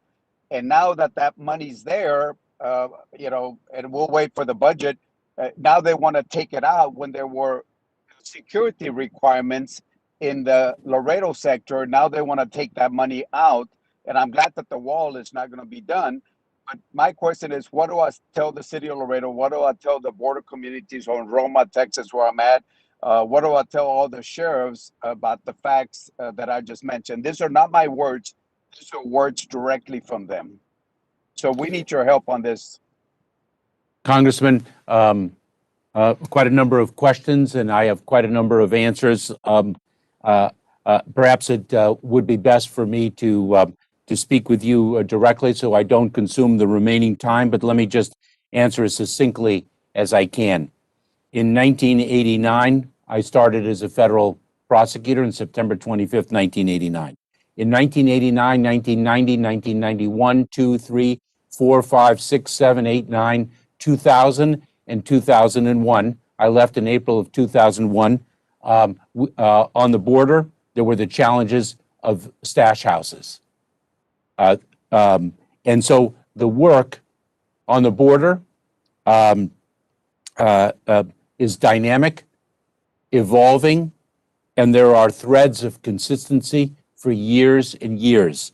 And so I want to make sure that the American public understands that the challenges that our noble and brave law enforcement officers face on the border are by no means new. And the threat of trafficking and the threat that the cartels pose and the threat of criminality is nothing new or specific to the border. Quite frankly, as we know all too well, and when we look at the homicide rates across the country over the all too many years. I look forward to engaging with the border sheriffs and the border chiefs. I have a periodic meeting with law enforcement on precisely this issue, and I would look forward to hearing from them and addressing their needs and the solutions that we can deliver. Operation Sentinel is one of them, and enhanced law enforcement in a task force model is a stark example. I also would be very pleased to speak with the officials in Laredo because we do have an architecture for the movement of individuals, which also is not specific to this particular time, but is something that we have employed over the many years of addressing irregular migration at our southern border, and the architecture we have for the testing, isolation, and quarantine of individuals. And so I would welcome the opportunity to speak directly with the officials whom you reference, and of course with you in a one-on-one to delve further into these important issues. Mr. Palazzo. Thank you, Madam Chair. Mr. Secretary, listen, you got a huge job and a huge responsibility. The Department of Homeland Security, you're over a huge amount of agencies, but number one priority that you have and that we have as members of Congress is to keep America safe. And so, although we may disagree on some adjectives and some language, I do still think that we do have if it's not an invasion, we definitely have a huge crisis on our southern border. Just ask the people under your command, and I think they would agree with me. But, we also want to work with, like this committee wants to work for the common good of the American people. And we got to strive towards more bipartisan legislation. And not by bipartisan, I don't mean just having one Democrat sign on to Republicans or one Republican sign on Democrat, but we need to try to get more to super majorities. Because if we pass legislation, whether it's your immigration reform, which people want to talk about, but it needs to be bipartisan. Because if it's bipartisan in a true fashion, it'll be good for the majority of Americans.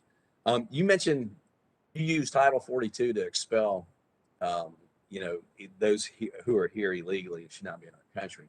But you also said, well, once the pandemic's over, you're going to get rid of Title 42. What are you going to use then to expel immigrants that are coming over to America. Uh, Please keep your remarks brief. Congressman, thank you for your remarks before your question, and thank you for the question. Title 42 is a public health authority of the CDC, and it requires a public health determination of need. And it is not a tool of immigration enforcement by law. It is not a tool to monitor or to control flows of people as a matter of immigration policy. It is a public health law. So the data, from a public health perspective, the public health data has to support its use. And when Thank that you. Title 42 authority is no longer available, we will use immigration law, continue to use immigration law and the other resources that we have available to address irregular migration, just as we have in the past. I do appreciate that. I do appreciate that. I just know that the Border Patrol agents, they really want to keep some form of Title 42 in place, or the migrant protection protocols were working. Their fears, they're going to become overwhelmed once again. Also, listen, we're fair people. We believe that, there's several things. We've been to the border. You need more resources on the border, right? You need more boots because they're stretched to the max. We need technology. Technology works, and we need the best technology ever. But we also need barriers. Barriers work. You cannot deny barriers don't work. We wrapped ourselves in the Capitol with 2 barriers to keep people out. And so, is there any intention on finishing the fence?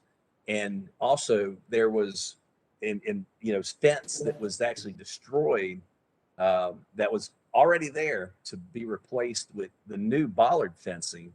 Can we at least not replace the fence that we tore down? Because it's requiring much more resources to patrol and secure our southern border. Congressman, we are studying the issues of parts of the wall that has been there for years, that is no longer sustainable, and whether that can be or should be rebuilt. We are looking at some of the very issues that you have identified, and I look forward to circling back with you to discuss our assessments. Right. And so using the immigration laws that you just mentioned, and once Title 42 goes away, wouldn't it be better if we could adjudicate these claims on our border faster instead of releasing them into our interior? For many of them, that if they don't have a credible asylum claim, they're not going to show up. They're going to disappear and add to that undocumented number.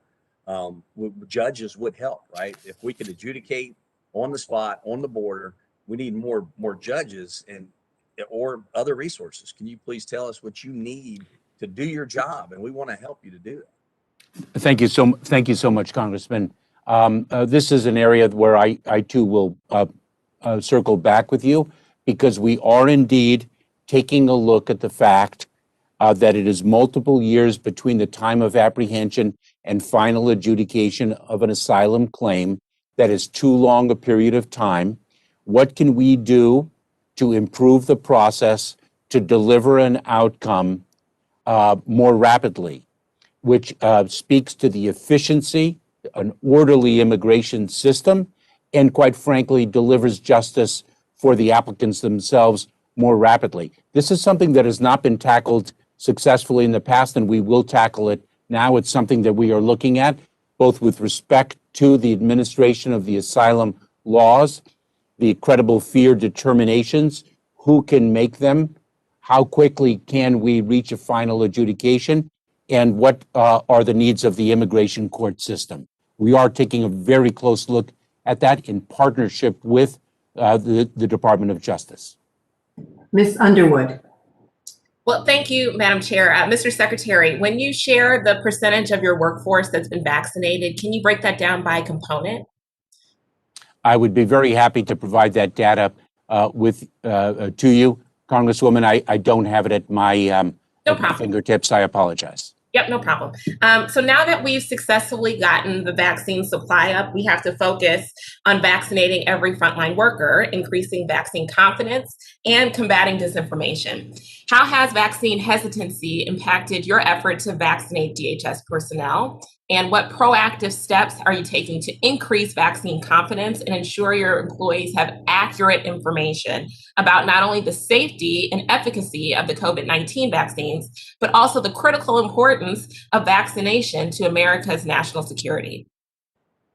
We have invested so mightily, not just resources, but individual energy in Operation VOW, vaccinate our workforce, not only to ensure that those who are willing to be vaccinated have the vaccine available and accessible and can receive it. And indeed, the number of personnel has increased dramatically as a part of Operation VOW, but to also inform and educate and persuade those personnel who are hesitant to receive the vaccine to, in fact, be vaccinated.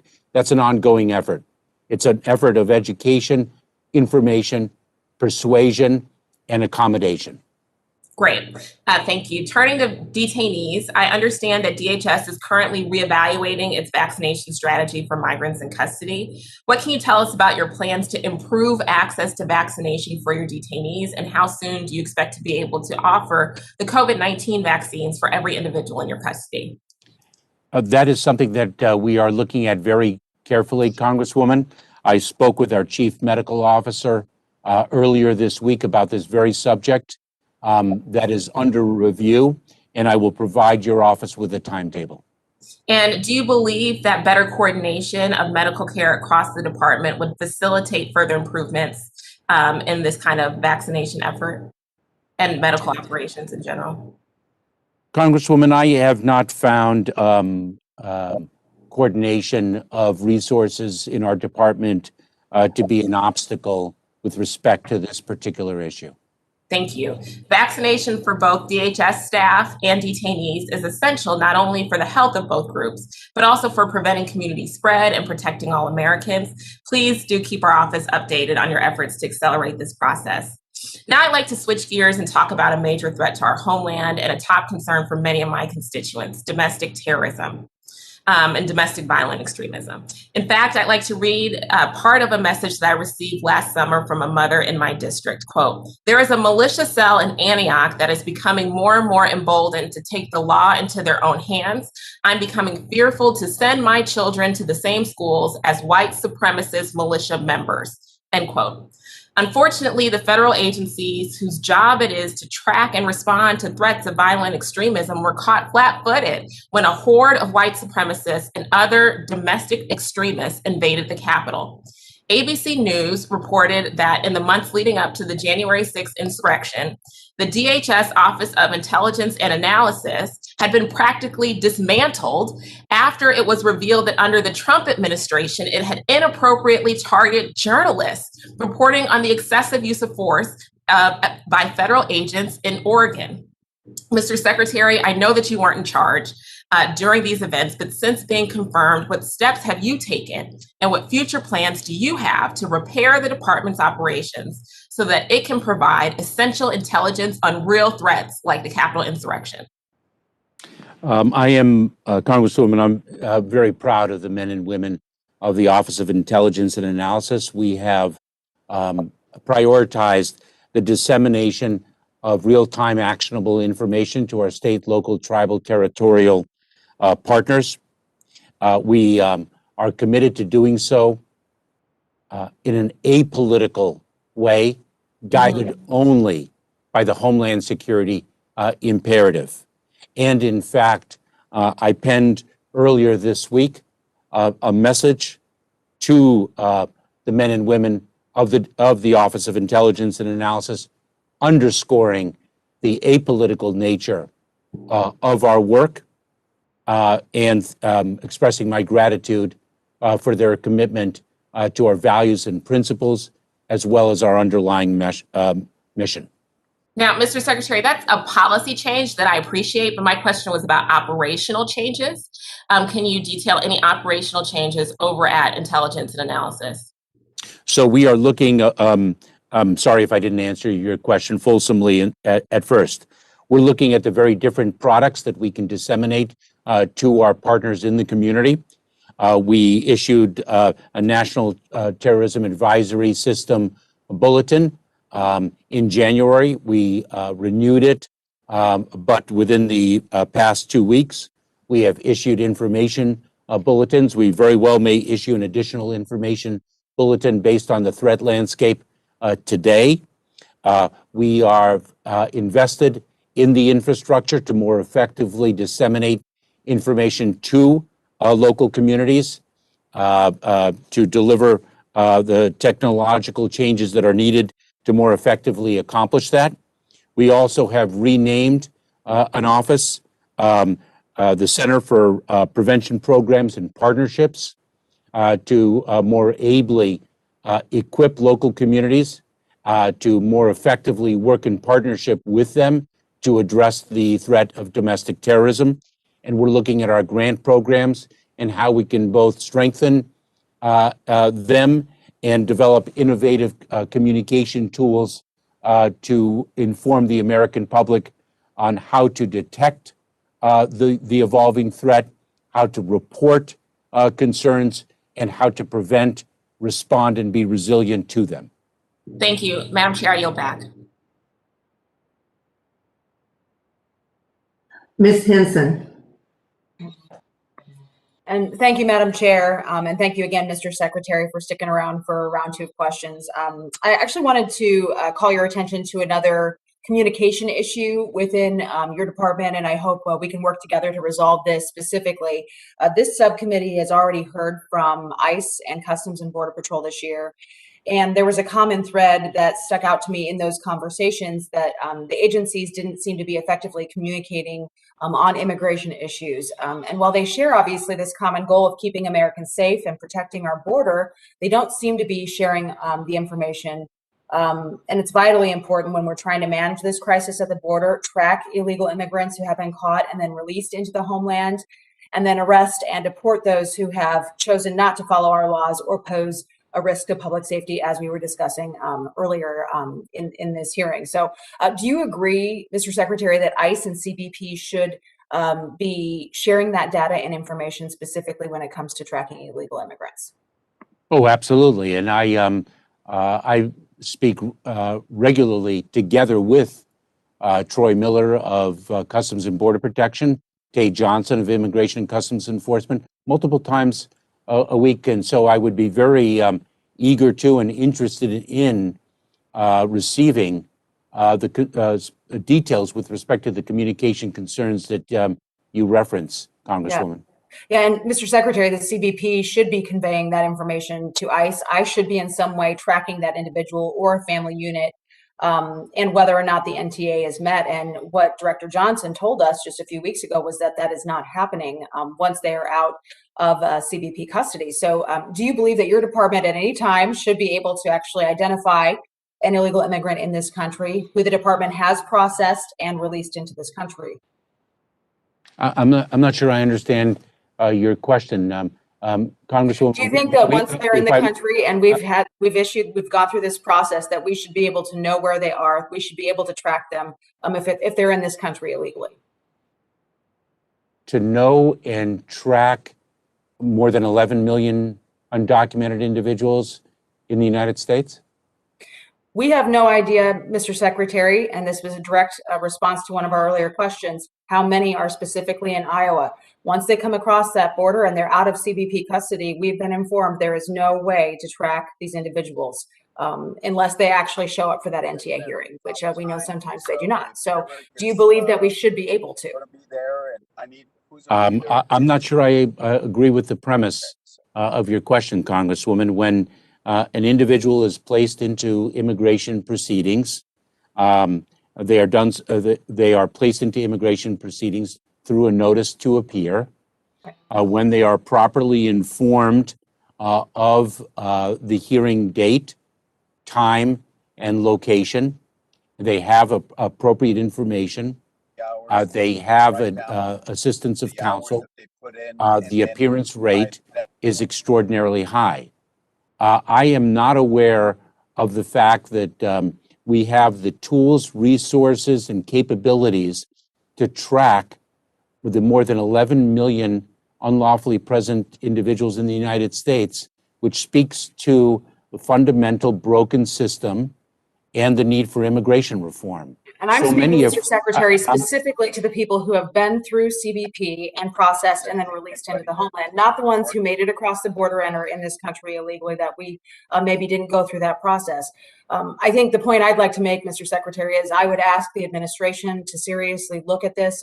I stand ready to look at the resources necessary to make sure these departments can actually talk to each other and communicate to each other. This is a safety and security issue if we can't exactly know how many immigrants are coming to a state like Iowa. When we're looking at over 1 million, possibly, as we've heard this number keep going up this year, that's highly concerning to me. And I would ask you seriously look at policies that we can make sure these departments can track these individuals once they're in the country illegally, even if they do have that NTA. We know that sometimes they don't appear, and that is a safety and security issue. Let me, if I can, Congresswoman, I really welcome the opportunity to speak with you about this because I'm not sure we have a common understanding of the problem that you've identified. Because if we have a common understanding of the problem, I assure you that we have a solution. Because what we do is we place individuals in immigration proceedings. And an individual who is a recent border crosser who does not appear in immigration proceedings is a priority for enforcement action under the guidelines that were issued on January 20th and revised on February 8th. All right. Thank you, Mr. Secretary. I'll have some questions for follow-up as well. Madam Chair, I yield back. Mr. Price. Thank you, Madam Chair. Mr. Secretary, I want to acknowledge your forthright response earlier on the question of the targeting of ICE enforcement actions. Of course, the question of enforcement discretion, the discretion that you exercise, that also raises the question about how well targeted is the work you do with other law enforcement agencies. So that's what I want to turn to now. As you know, the 287G program in particular greatly was increased by the last administration from 30 to 150 participating jurisdictions. The way the 287G program works or doesn't work has been at the center of these discussions about discretion. Are you talking about dangerous people at the point they're released from the penal system? Or are you talking about people picked up for minor offenses? Or are you talking even about local law enforcement being commandeered to take proactive actions, which often it is argued, compromises their local community policing role. Then there's the weaponizing of 287G. This was of great concern. For example, the Atlanta director of ICE at one point in the last administration acknowledged that the targeting of immigration raids, of ICE raids, was it was targeted at jurisdictions where the local sheriffs had chosen to withdraw from these voluntary 287G agreements. There were provocative billboards even purchased by ICE across the state in areas where 287G agreements were being ended. So I want to register my hope and my expectation that in this new administration we're going to see some serious changes. We're going to see a renewed focus on targeted enforcement, and we're going to see the reform, if not the elimination, of 287G. And that leads to my question. Could you describe where the administration is in the process of 287G program? If the administration will be ending some of the agreements possibly made in the last 4 years, or has the program perhaps outlived its usefulness? What do you see as the future of that program? And then that does raise the further question of what is the appropriate relationship to local law enforcement?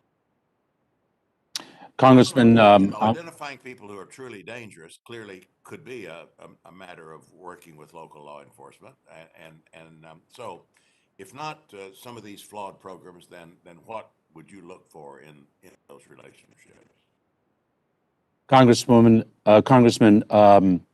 I am certainly aware of the abuses of the 287G program, and I believe that I brought an example of that abuse to an end recently. We're focused on smart and effective law enforcement.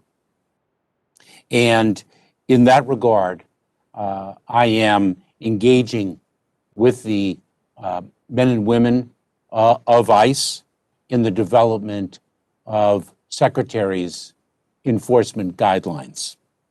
And once we have done that, I do intend to continue my dialogue with sheriffs and chiefs of police across the country to see how we can most effectively partner in the service of the new architecture of smart and effective law enforcement.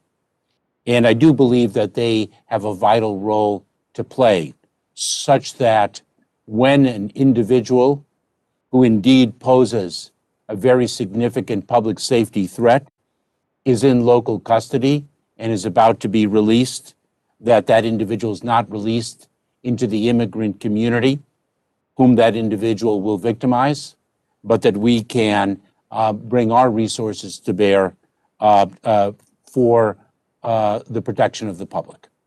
And so I do think that we can achieve a valuable partnership that addresses and ends the pernicious practices of the past and serves a more intelligent and effective law enforcement goal. I do think that's an important enterprise, and I'm glad to hear you're engaged in it. There is a good deal of confusion, I think, and uncertainty about what that relationship would look like, and so it is important, I think, to proceed to firm that up and make these expectations clear. Thank you, Madam Chair. Mr. Aguilar.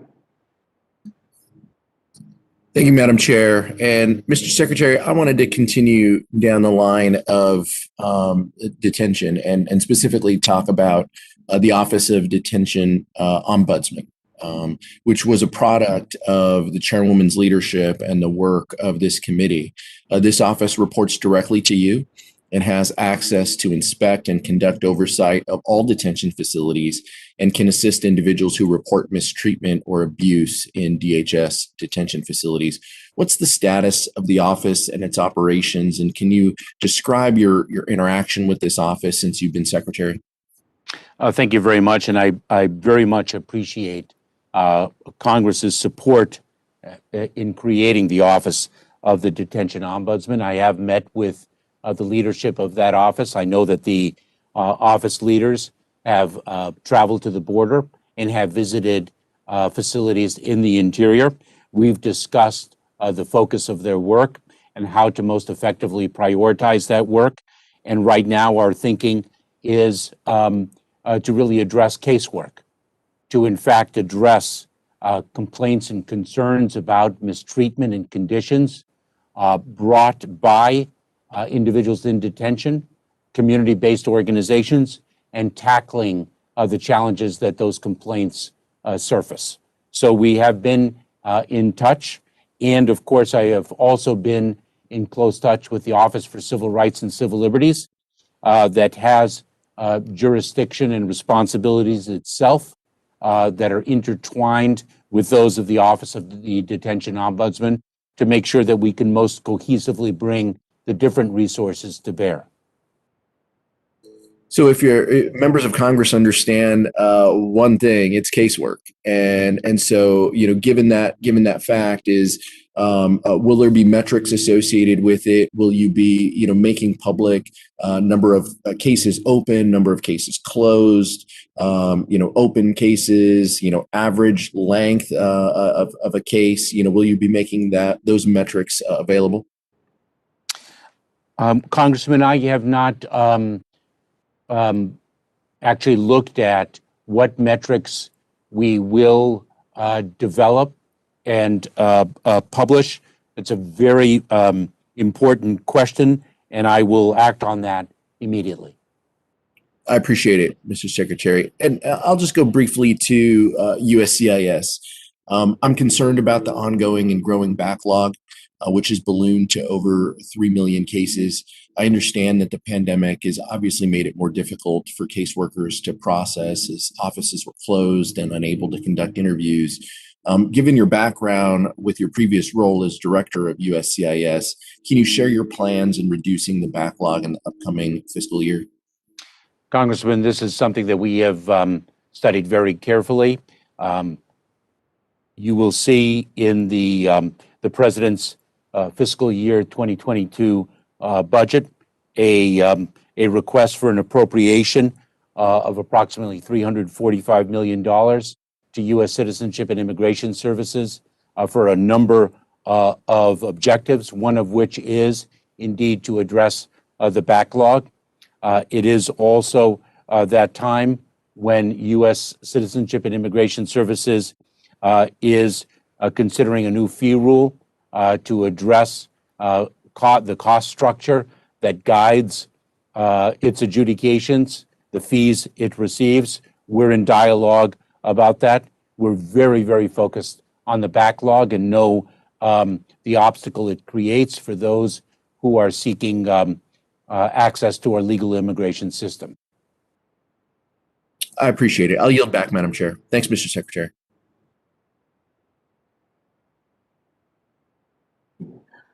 I believe that completes the second round, and I have had a request from some members for a third round. So we will go into a third round. The request of Ms. Henson, Ms. Palazzo, Ms. Underwood have made that request. Are there any other members who would like to participate in the third round at this time? Please let us know. And Mr. Cuellar. Okay.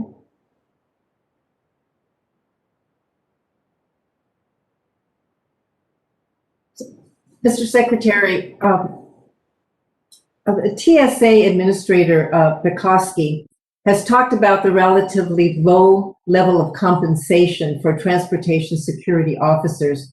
He believes that it's not commensurate with the training, technical skill, and responsibilities of the job, and that it contributes to chronic recruitment and retention challenges. Do you believe that migrating the TSA workforce to a GS pay system would alleviate some of those hiring retention challenges? Madam Chairwoman, I do, and that is something that we are studying right now. Okay. Since the creation of DHS, employee morale has consistently ranked among the worst in federal government. And this is based on the Federal Employee Viewpoint Survey conducted yearly by the Office of Personnel Management. Each administration has tried to address this issue, but the problem persists. What are your plans for improving morale within the department? Madam Chairwoman, I'm incredibly proud of the men and women of the Department of Homeland Security. I am very invested in their well-being, their sense of fulfillment, their dedication to mission, and the opportunities that they have before them to realize their greatest hopes and highest aspirations. I have collected information with respect to all of the efforts across the department to invest in our workforce. I have studied those efforts, and I am developing plans to enhance and strengthen them. Mr. Palazzo. Okay. Oh, thank you, Madam Chair. And Mr. Secretary, thank you for hanging out with us to answer our questions for a third round. So during my trip to El Paso, we went by Fort Bliss and we actually visited the emergency intake site. Very impressive how it was, built so fast. I think it's going to help, provide some of that compassion that we expect to address the humanitarian crisis at the border. But the one thing they could not answer is they could not answer what is it costing the American taxpayers. And as appropriators, I thought there was two appropriators in the border trip. They couldn't answer it. So if you could you please provide to myself and perhaps the committee, if they're interested, the actual daily, monthly cost of the emergency intake site? I most certainly will. That information is in the possession of the Department of Health and Human Services. The emergency intake sites are operated by HHS, but I certainly will. We work in an all-of-government effort to address the needs at the southern border, so I will speak with our partners and get that information to you, Congressman. Thank you. And yes, it's under Health and Human Services. I appreciate that. Also, this is really under your jurisdiction, but I think for the committee's benefit, they should know that we also tried to visit the El Paso Intelligence Center. So important to see what's going on, to get a good idea of what's really taking place at the border, from the smuggling. Listen, we know the drugs are off the charts. The fentanyl is already 6,000 pounds of fentanyl in the first 5 months of the year.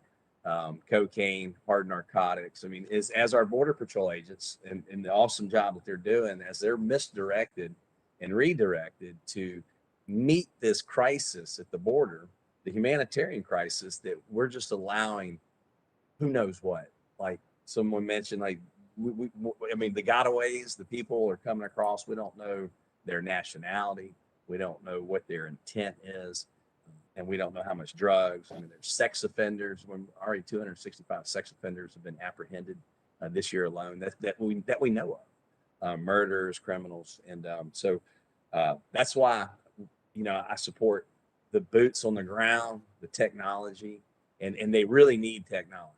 They can, with the limited resources that they have, they can redirect their precious resources to the criminal activity if they have better technology and more technology. And of course, barriers work. I just cannot understand why we don't have more fencing, or at least replace the fencing that we have. Real quick, listen, I know, again, you have a big agency. There's so many things we want to talk about. There's more other borders as well. There's a maritime border, which is so important to me and many of us who live amongst the coastal regions of our nation.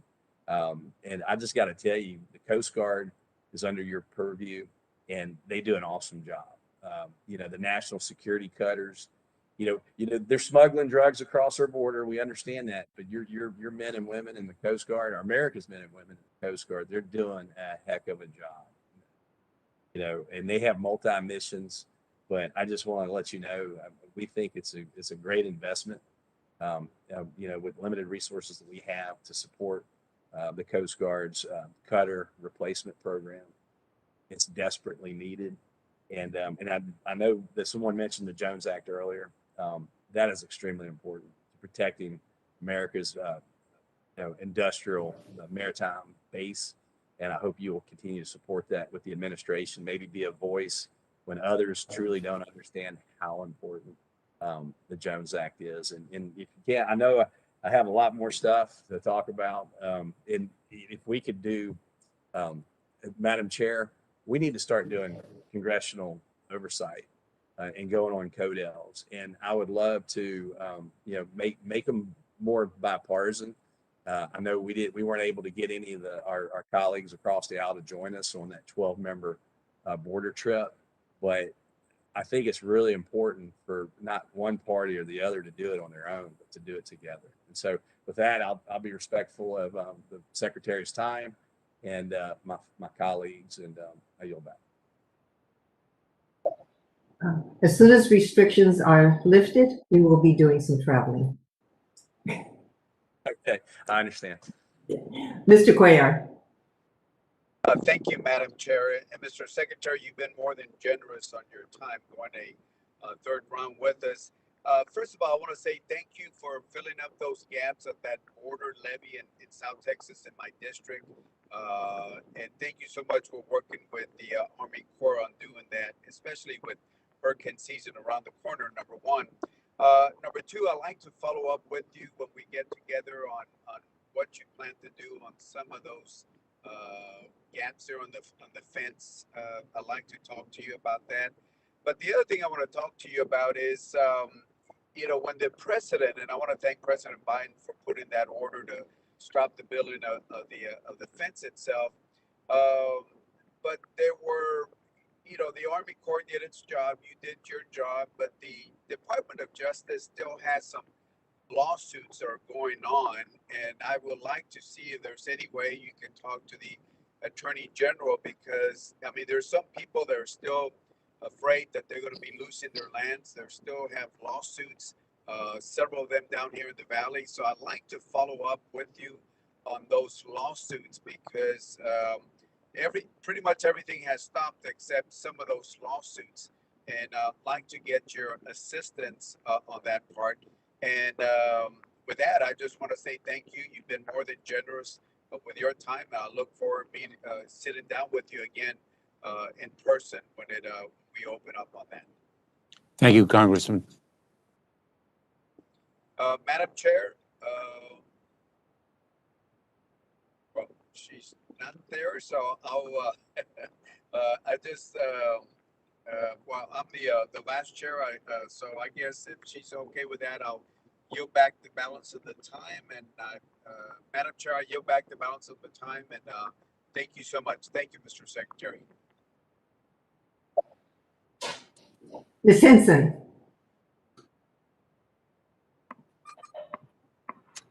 Thank you, Madam Chair, and thank you again, Mr. Secretary.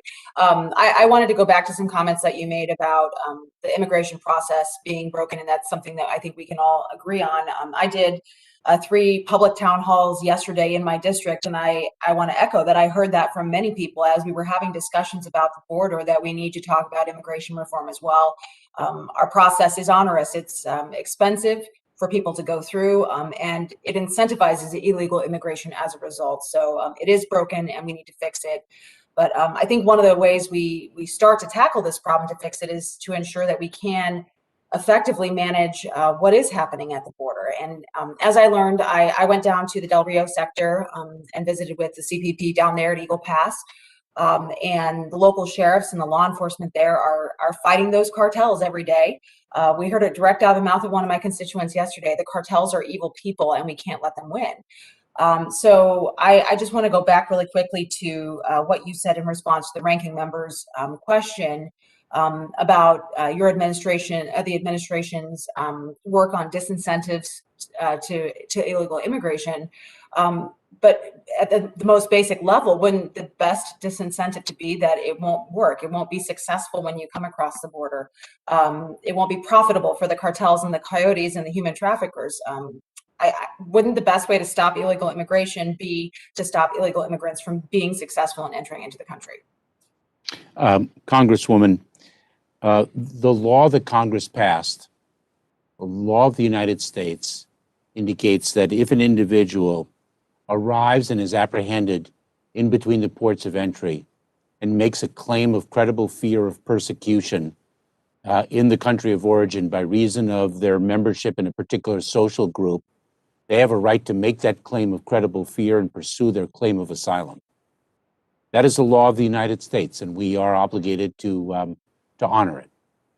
We do not condone illegal immigration.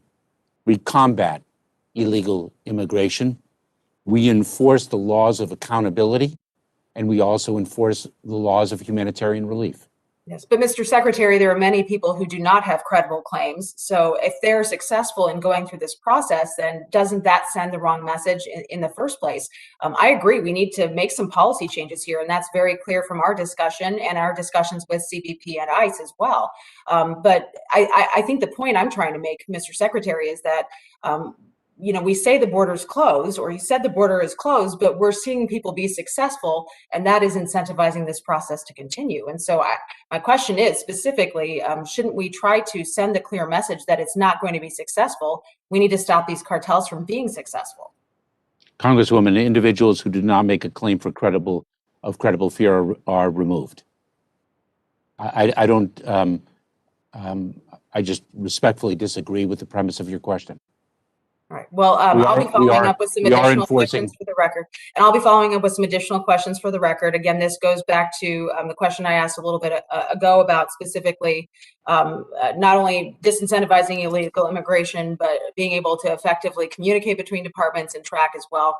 I think there are a lot of parts of this conversation that we need some additional answers to, and I'll follow up with questions for the record. Madam Chair, I yield back. Ms. Underwood.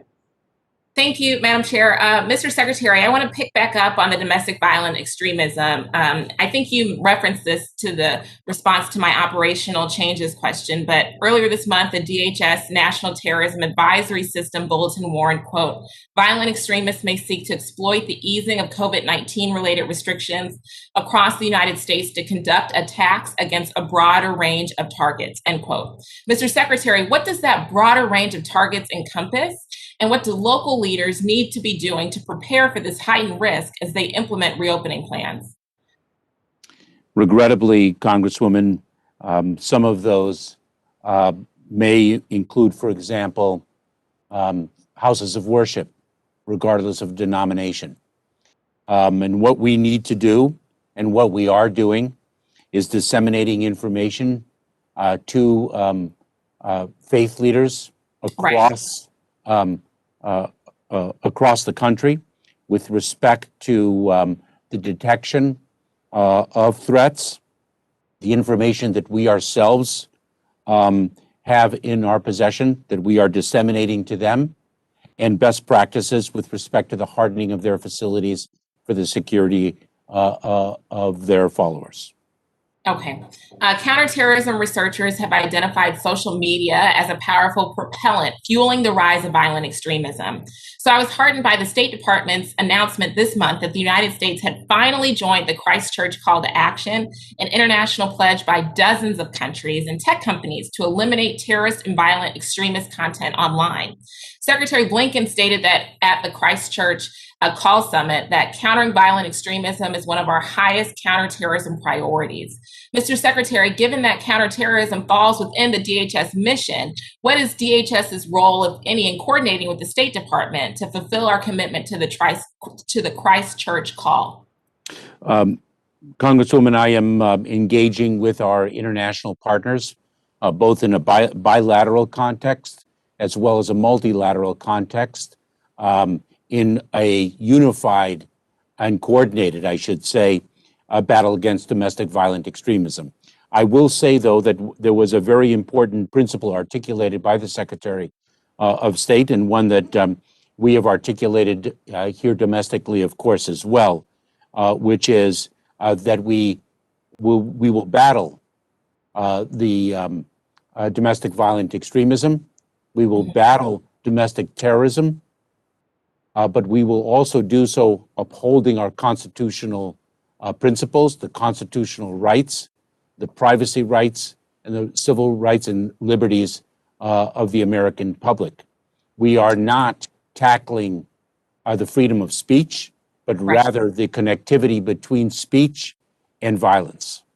Yes, sir. So while the pledge to eliminate terrorist content online is a major step forward, our current reality is that social media is a major platform for extremist group organizing. The Capitol attack was largely planned online in public forums, and I was disturbed to read reports that hundreds of extremist militias were still openly organizing on Facebook months after the insurrection. We need to be identifying these threats before they turn violent. Now, 2 weeks ago, you testified to the Senate Appropriations Committee that DHS now has analysts dedicated to identifying linkages between extremist narratives on social media and indicators of intention to commit violent acts. How many DHS analysts are working on this full time? And since you've stated that domestic violent extremism is the #1 terrorist threat facing our country, do you need additional resources to track publicly available online extremist content and identify actionable threats of violence? I will need to get back to you with respect to the precise number of analysts that we have dedicated to this. I should say that not only do we rely on the excellence of our own analysts, but we also harness the resources in the private sector. Academic institutions have conducted studies, and we utilize those, and we do so in open source, through open sources, as well as through contract vehicles. And we have also, you will see in the president's fiscal year 2022 budget, requested augmentation of funds to best address the fight against domestic terrorism and domestic violent extremism. I believe the request will approximate $130 million for a variety of needs and utilities. Yes, sir. Well, I certainly look forward to reviewing that request and working with you to keep our country safe. Madam Chair, I yield back. Thank you so much for the additional time. Okay. Mr. Secretary, I know you have a hard stop at 12:30 because you have to go over to the Senate for another hearing. So, Mr. Rutherford, you. Thank you, Madam Chair. I'll keep this very short, Mr. Secretary. I want to talk a little bit about a program that is very important to law enforcement. And I want to talk about it in the context of the expansion of alternatives to detention that are being discussed now for these illegal aliens. Whether you call it a notice to appear, notice to return, and everyone knows that the compliance of those folks who are released with those notices is pretty small. But which is why I think, and I want to speak for and in support of 287G. Now, particularly the GYM model, the jail enforcement model, not the task force model on the street, because quite frankly, I never used that in my community because I thought it drove people into a subculture that made them less accessible to services. But the jail model, importantly, the jail model only addresses those illegal immigrants who have actually already broken some other law in my community, whether it's robbery or aggravated battery, whatever it might be.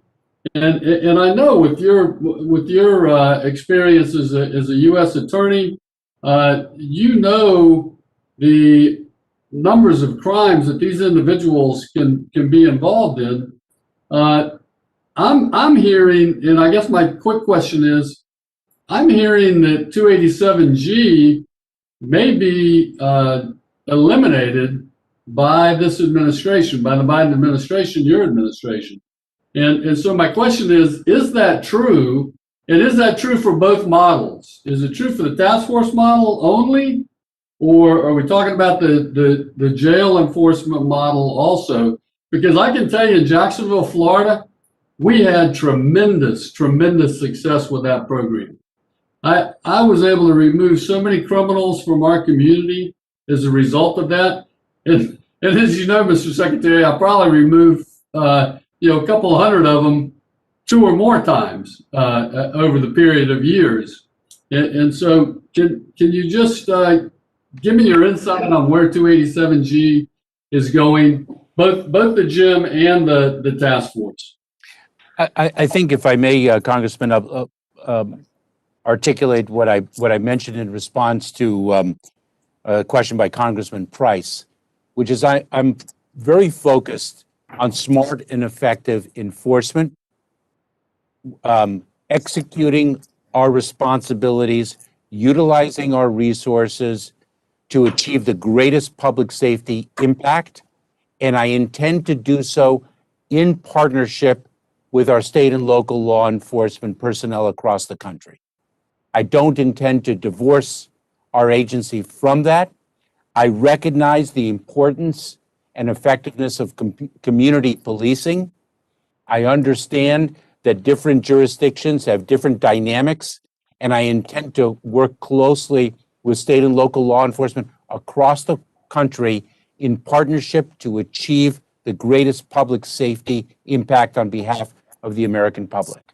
That would be my response to your question. Thank you very much, Mr. Secretary. And I see I'm almost out of time, Madam Chair, so I'm going to go ahead and yield back and let the Secretary get to his next meeting. Thank you very much, Mr. Secretary. I yield back, Madam Chair. Mr. Secretary, thank you very much for your time. You've been very generous with it. And with that, the Subcommittee on Homeland Security stands adjourned.